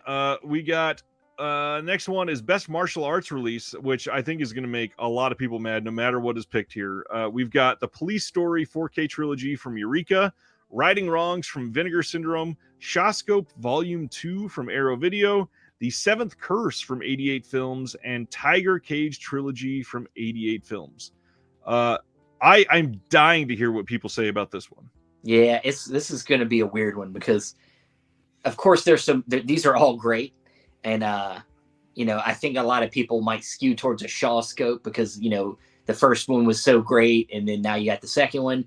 But that Seventh Curse release has been very popular, and I would not be surprised with an upset with that release because and I got it. I got it on, I believe, Andrew Furtado's recommendation, and yeah, it's great. It's a cool movie. It's a great release all around, and I wouldn't be surprised if there's an upset on this one. So yeah, this is the kind of thing where I could easily talk for about 5 minutes on each one of these releases and explain without a doubt why it's the winner for this category, and then bring up another 3 or 4 releases and maybe do the same. This is stacked. Martial arts is having a beautiful second renaissance here for home video, and I do think that we are lucky to be witnessing what we're seeing. Going to the next one. This one is best commentary overall. So just like interview, this must be brand new. So the first is Drive, Second Sight Films. This is the Nicholas Winding Refn and Peter Bradshaw commentary. The second one, I'm so glad this got nominated. We have Dr. Lamb, the Unearthed Films release with Art Edinger and Bruce Holacek. Two people that do not get shouted out enough. They do a lot of great work. Cinema Arcana is a big name in physical media that people have followed for a long time. Next one, Out of the Blue from Severin. The commentary is by Kat Ellinger, which is the one that Steven is all in on. Hey, look, Ellinger, you're in on this one too. I can't argue with that. Next one is The Seventh Curse from 88 Films, and this is a very fun one. If you have not listened to this yet, Arna Venema and Big Mike Leader, they've both been on my channel. Hilarious guys with some of the craziest stories you'll ever hear. This commentary is fantastic. And then finally, The Witch from Second Sight, and we've got Anna Bog.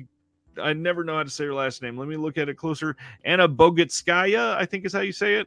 Sounds pretty. That sounds good. That's what I tell Andrew when he says stuff. I said that sounds great. Good, and that's only because you didn't say it. I'm assuming. Yeah, exactly. Next one. This is one that's been a little iffy for us getting this launched, and I'm glad that it's here because it's something that I think people should discuss. Now, this one is the best annual slate from a single boutique label. So what we're saying is if you stacked up all of the movies themselves, the releases from a label for the entire year, which label would you look at all of the movies that they put out and said, you know what, that one, that is the best overall year from a label? There's a lot to consider there. So make sure you're thinking, because some of these labels where you complain about 4K re-releases, make sure that's in your mind. Some of these labels where you say, sure, they do a lot of great packaging, but some of the movies are kind of trash. Make sure you keep that in mind. Some of these other labels, they don't put out as many films as the other labels. So there's a lot of criteria to consider. But overall, the 5 that were nominated specifically, we have Arrow Video, Criterion, Second Sight Films, Severin, and Vinegar Syndrome. Yeah. Steven, where are you leaning here?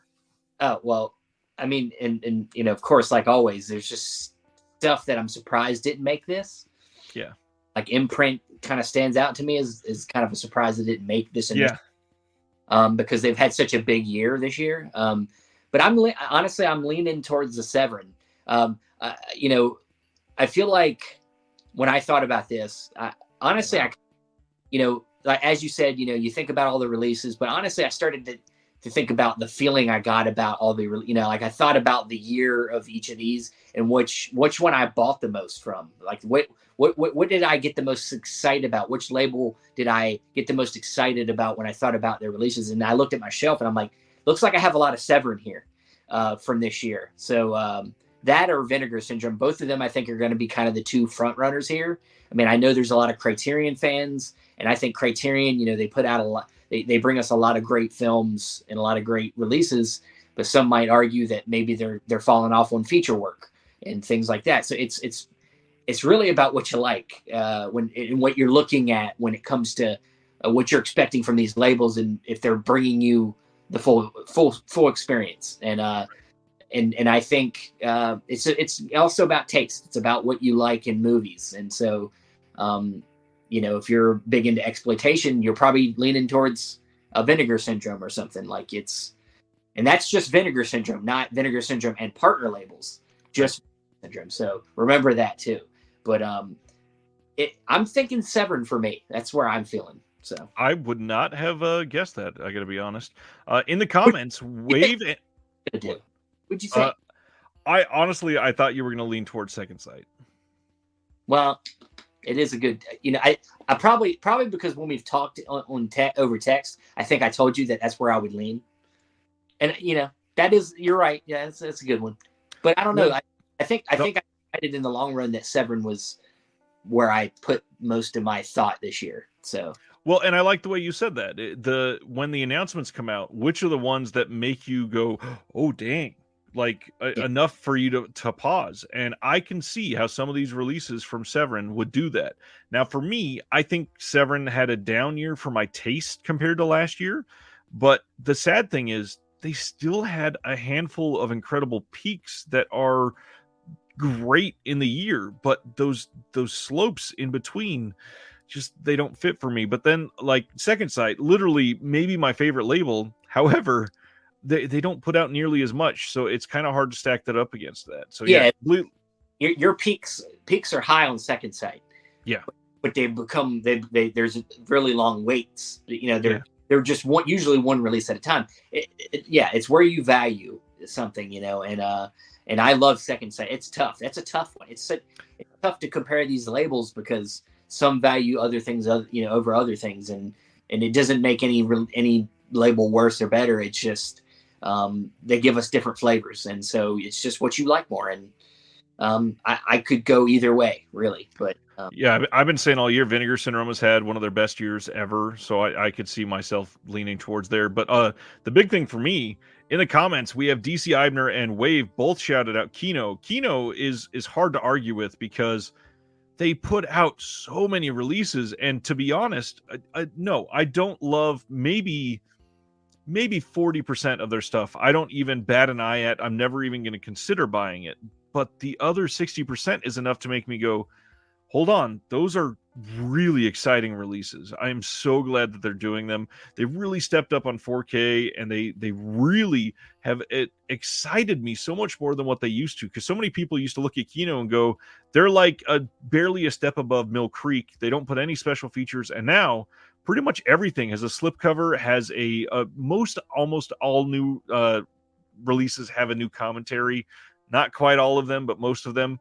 But then even their peaks are crazy. Like the Night Gallery releases, where they have 20 episodes that are all remastered, that all have new commentaries and more special features. That's an astonishing release.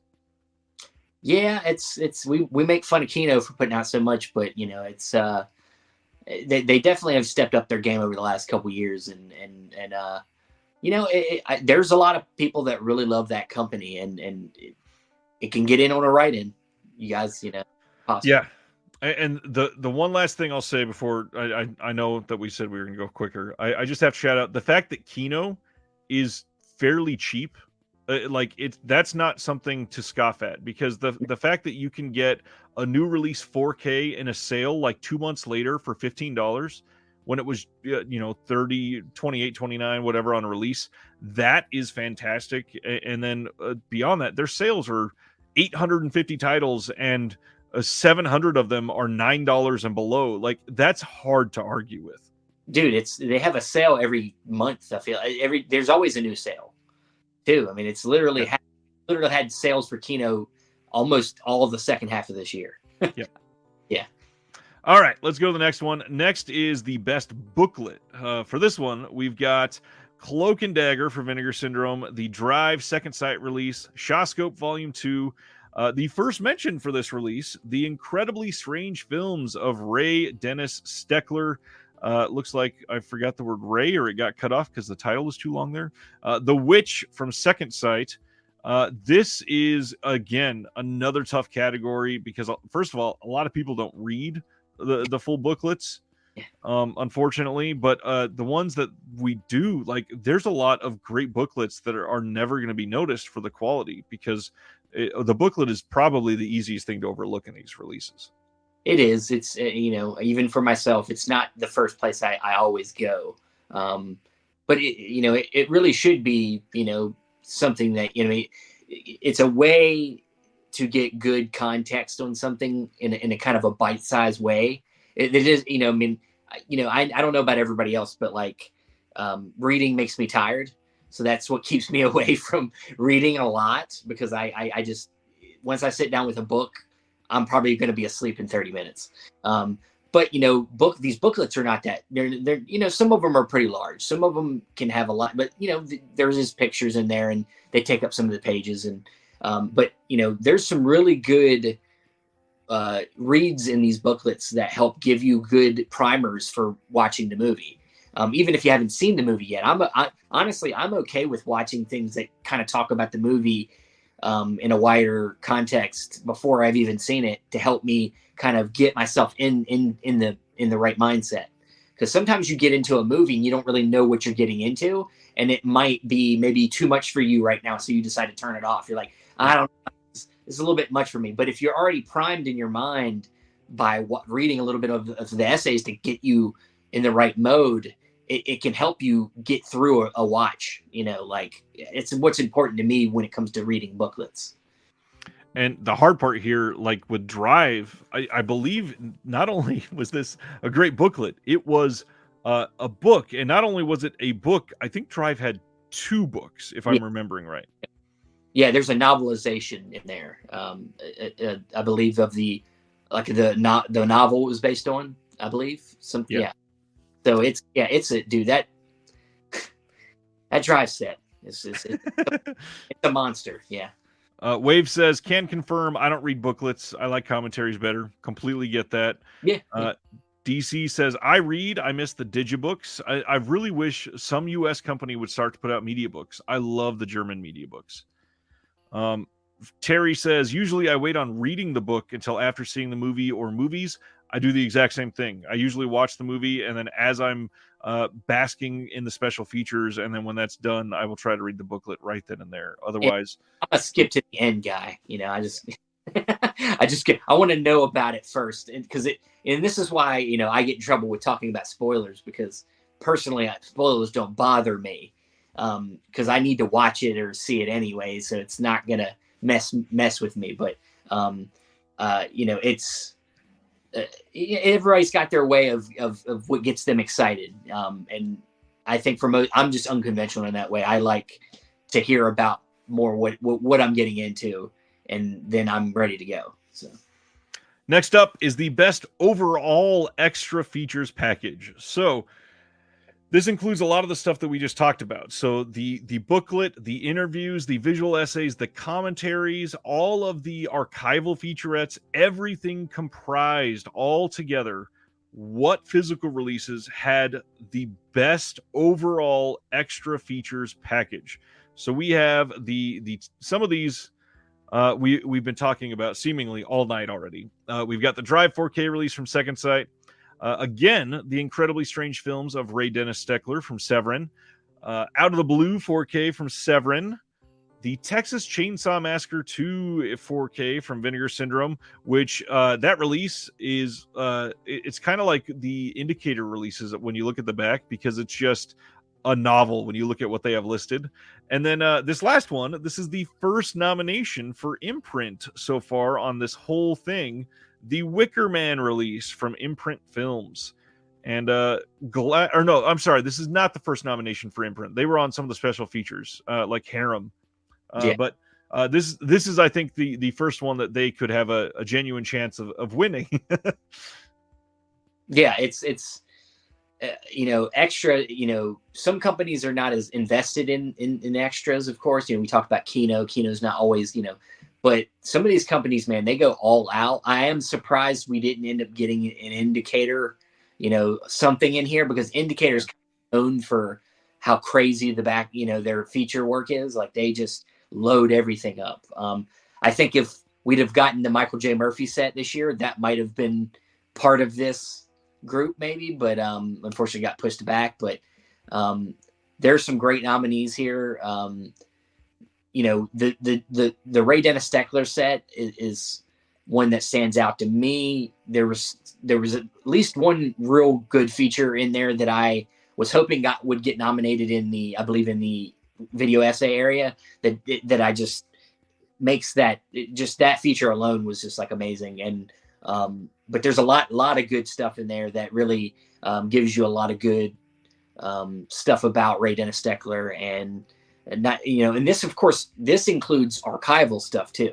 Not just we're not just looking at new stuff. We're looking at everything that they were able to compile to put into one package. So you can consider archival stuff in this voting. And so some of these things have a lot of good archival stuff, and this is another tough one. I love seeing a comment like Stan's here. He says, "Man, I've got a lot of homework to do." Yeah, got to work. Next one. This is, I believe, our last genre category. This is best horror release, and these again a really stacked list here. We've got Alligator 4K from Scream Factory, Fright Night 4K from Sony, Texas Chainsaw Massacre 2 4K from Vinegar Syndrome, The Wicker Man from Imprint Films, and then The Witch 4K from Second Sight. Again, this is another category. I can make a strong reasoning for each one being the winner. Yeah, exactly. And some, once again, some just get left off. It's tons of great horror releases every year. Yeah, I mean, flipping a coin. I'm not really leaning towards any of these ways. I could go with 2 or 3 of these. So. Let's go to the next, the big one that we revealed this morning right before voting went live. This one is the best box set. Now, the criteria for box set, for some people, they think what comes in a hard box is a box set. But we said, let's make sure that we look at this in a genuinely like objective way for what should be considered a box set. So we said anything that is 3 films or more in a single release. So a double feature, not quite a box set. Something like The Wicker Man, it came with 3 Blu-ray cases and a hard box. Doesn't make it a box set. It's still just one film. This one, though, this has some crazy, crazy things in this category. We have the After Dark Neo-Noir Cinema Collection Volume 1 from Imprint. Great release. Columbia Classics Volume 3 from Sony. Again, if you're a big fan of those, it's a huge release for you. One that I'm so glad got some attention here, the House of Psychotic Women set from Severin Films. That was a like a September release that seemed to go unnoticed by some, but I'm so glad that enough of our committee could get the time in with this to nominate it. Then the other Severin that we've had for a few categories now, the Incredibly Strange Films of Ray Dennis Steckler, all finalized by Shawscope Volume 2. Yeah, it's a stack category. It's and once again, just stuff got left off too as well, and then just honestly, when it comes to box sets for me, I'm always kind of leaning towards something where I'm learning the most. And Ray Dennis Steckler was a big discovery for me this year, so I feel like I lean towards that one a little bit. But once again, I mean, like the House of Psychotic Women's the same thing. I mean, that's something I'm learning, something completely new with these 4 films in there. And it's just, why did we do this to ourselves? Why did we decide to do this, Ryan, to where we gotta make these hard decisions? It's a great question. Yeah. Maybe we should just stop now. This one, I personally think I'm leaning towards After Dark Neo-Noir Volume 1. Yeah. I may go towards something like Columbia Classics, but there's still a lot. Yeah.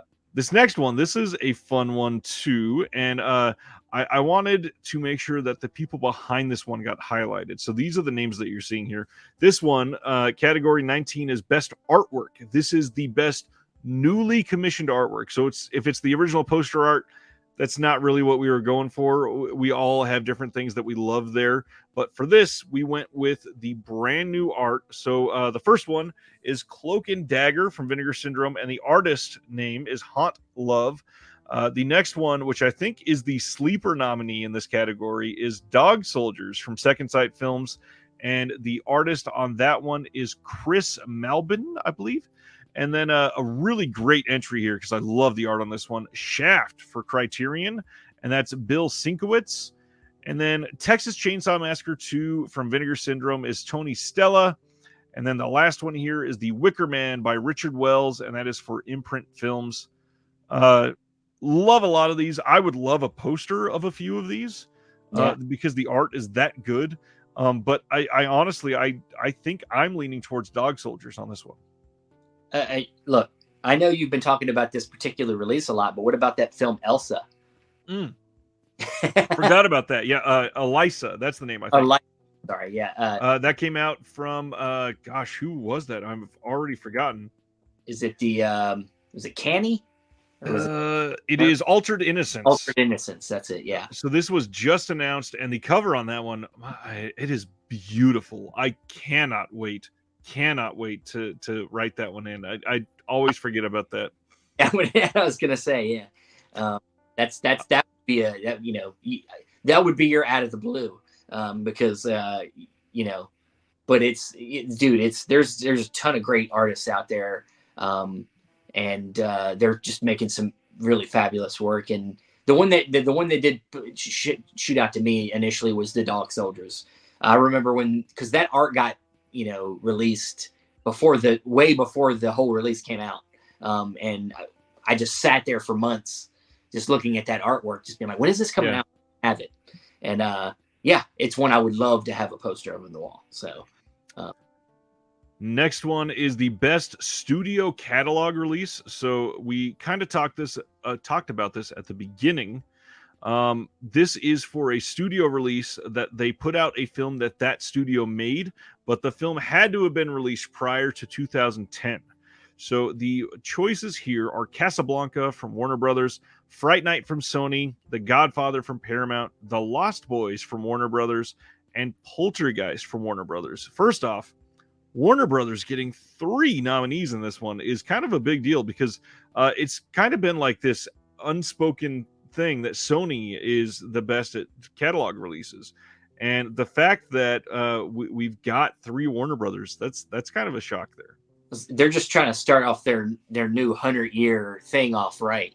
They want to get Shelf Shock Rewind Awards to begin their year, and that's going to them into their big 100-year anniversary thing that they're going to be doing that we talked about earlier. So that's their plan. They just want you. DC Eibner for the artwork says Private Chat. That was a pretty good one. That's another one of the partner label releases. And Planet Mondo, we did stay on here long enough. Imprint did just announce their new titles, and one of them is Jacob's Ladder. That's pretty cool. Ooh, Jacob's Ladder. Wow.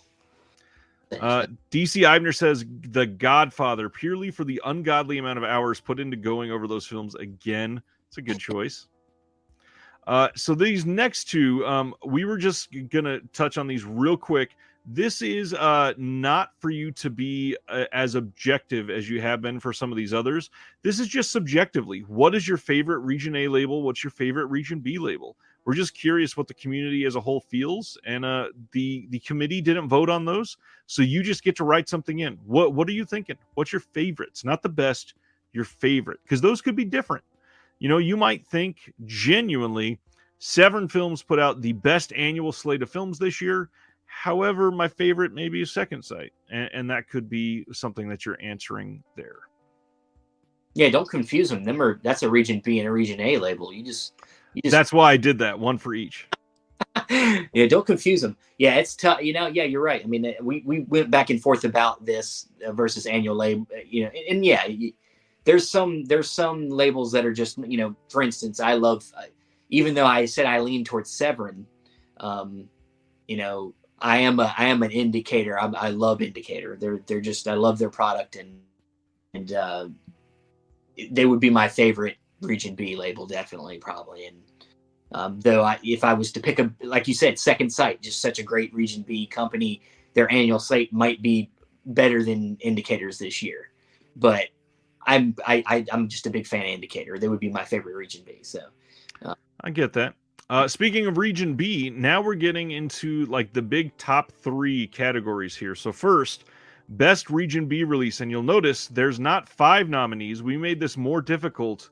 There are 8 nominees here. So we have Drive 4K from Second Sight, the Police Story Trilogy in 4K from Eureka, The Seventh Curse from 88 Films, The Swimmer from Indicator. That is the first Indicator thing on this entire list, I believe. Tiger Cage Trilogy from 88 Films, The Warriors from Imprint Films, The Wicker Man from Imprint Films, and The Witch 4K from Second Sight. There's a lot to digest there. Yeah, it's I'll be interested to see, and we talked about this. I'll be interested to see how this all plays out, because with these 3 categories, in my mind, it should go a certain way. If whoever wins best overall should win one of these 2 other categories. You would think, but it might not play out that way. There might be enough people that, because as you said earlier, some people you don't have to vote for everything if you don't want to. So some people might vote for a region A or region B, but decide not to put in the best overall release, answer. And, that gets less votes for something. And then there could be a situation where something kind of gets highlighted as a best region B release, or gets a best overall release but then doesn't get its partnered up with a region A or region B. Like something weird could happen here. And that's not a bad thing. I think that offers up another opportunity to almost have like an A and B, like best overall in a way. Yep. So there's a lot of great releases in this category. I do lean towards Drive because that, like I said, it's a monster. It is. So, all right, for Region A, again, 8 different choices. We have Columbia Classics Volume 3 from Sony, The Godfather 4K from Paramount, House of Psychotic Women from Severin, Lost Highway from Criterion, that 4K sneaking in there, Out of the Blue 4K from Severin, Shawscope Volume 2 from Arrow, Texas Chainsaw Massacre 2 from Vinegar Syndrome, the 4K release, of course, and then Thriller 4K from Vinegar Syndrome. Again, hard as hell to actually pick like your favorite child here. It is damn near impossible. I already told you my favorite child. I don't need to. I go straight for I tell all the other kids to get out of the room, and I'm saying that's my favorite child. So I have demanded a recount, and it looks like Out of the Blue is not going to be eligible. I don't know why. I guess I'm writing in again. All right. We have a special graphic to share for the best overall release. So I am going to share this picture so we can talk about this, because obviously this is like the big best picture winner from the Oscars. So let's get into it. The best overall release. And I'm going to scroll through here. This is zoomed in so we can see them all well. We've got After Dark Neo-Noir Cinema Volume 1 from Imprint, Sony Columbia Classics Volume 3 4K Collection, the Drive 4K from Second Sight, The Godfather 4K, House of Psychotic Women, and The Incredibly Strange Films of Ray Dennis Steckler, both from Severin, Lost Highway 4K from Criterion, Shawscope from Arrow Video, and this one has 10 options. And finally, the Texas Chainsaw Massacre 2 4K from Vinegar Syndrome and the Witch 4K from Second Sight. Oh my gosh, a lot here. Yeah. I feel like the Witch just snuck in there. The Witch just like, what's funny is I know everybody loved the Witch, but what happened to the Guest? Nobody wanted to vote for the Guest. The Guest is a great release as well from Second Sight that I feel like is almost on par with The Witch, and it just got left off. I don't know. People show it is, but that came out in October of 2021. I thought it came out that. You know what? Forget what I said. I'm gonna do a Jedi mind trick on you all. Fuck, you did not hear me say bullshit. Okay. The thing that I find odd here is that After Dark Neo-Noir Cinema made it here for best overall release, but not for best region B release. There you go. There's one of them weird things where something got snuck in over it. The Swimmers snuck in region B. It's I don't know, man. The more you think about it, the more it's going to upset your mind that something didn't make one thing, but it's I think it just creates an opportunity for another release to get notoriety. So it's not a bad thing. So I agree. So that's it. We've ran through all of the categories. I have been excited to see everybody in the comment section being active with what you're choosing. People, writing down watch lists and homework that they're looking forward to.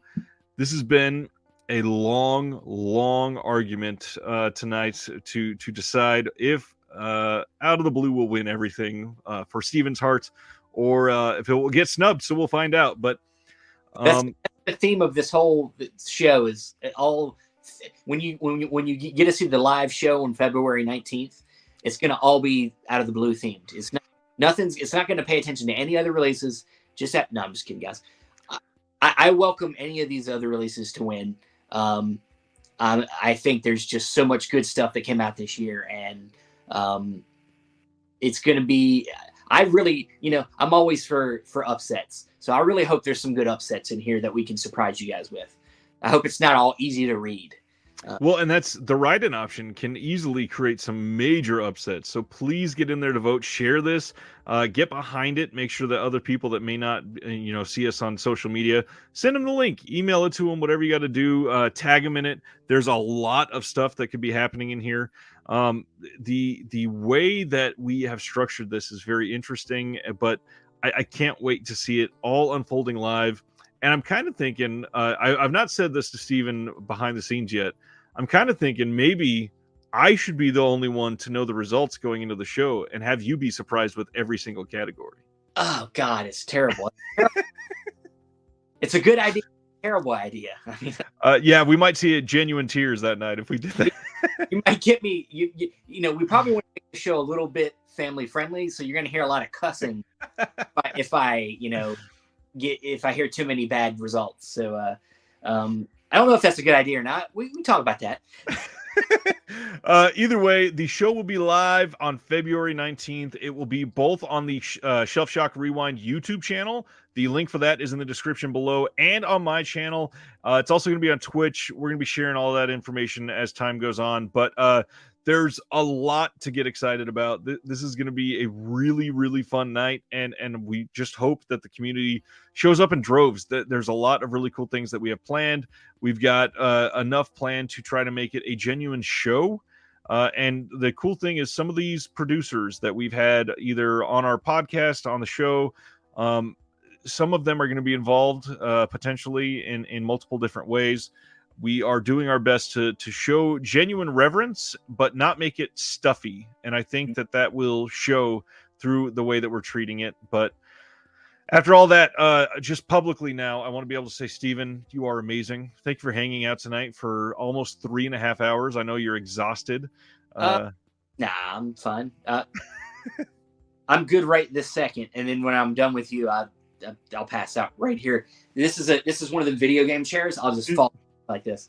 But no, I've loved working with you, Ryan. It's been a great pleasure, and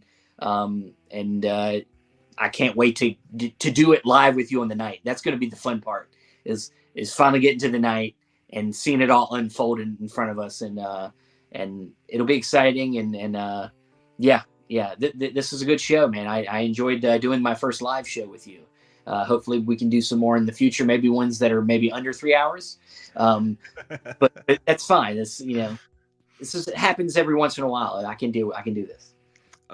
In the chat, DC Ivner says, thank you for an amazing live chat. And that is the perfect time to say, not only for Steven, thank you to all of you. For most of tonight, we've had more than 50 people watching.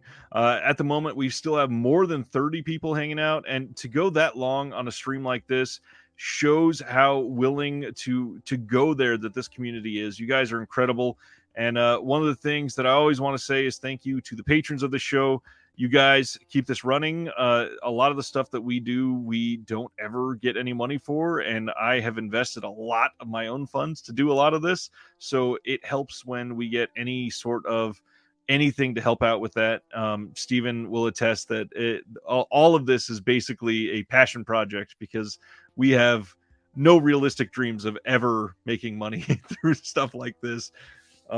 No, it's been a blast tonight, and genuinely the chat and the Patreon and the Discord, all of you guys are the backbone of that. So thank you.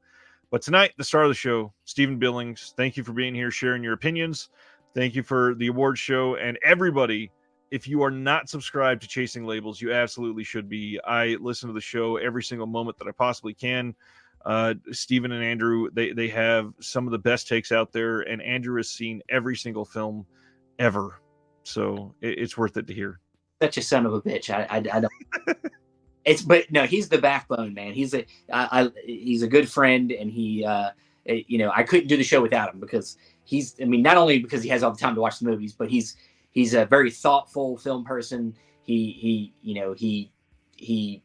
keeps me in check. I have to keep him from going on too long of diatribes, but he keeps me in check with my own, I can be a little bit off the cuff, like I can be a really crazy, and say maybe he can reel me in on that and help me think about my perspective sometimes. So that's what he does for me, and yeah, and he just watches every damn thing so we can talk about it. So, but yeah, thank you, Ryan, and yes, please.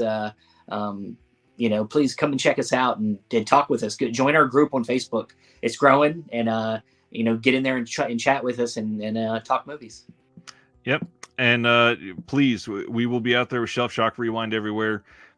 Make sure you share that around. We really need it. And as Brian is saying in the chat, nighty night.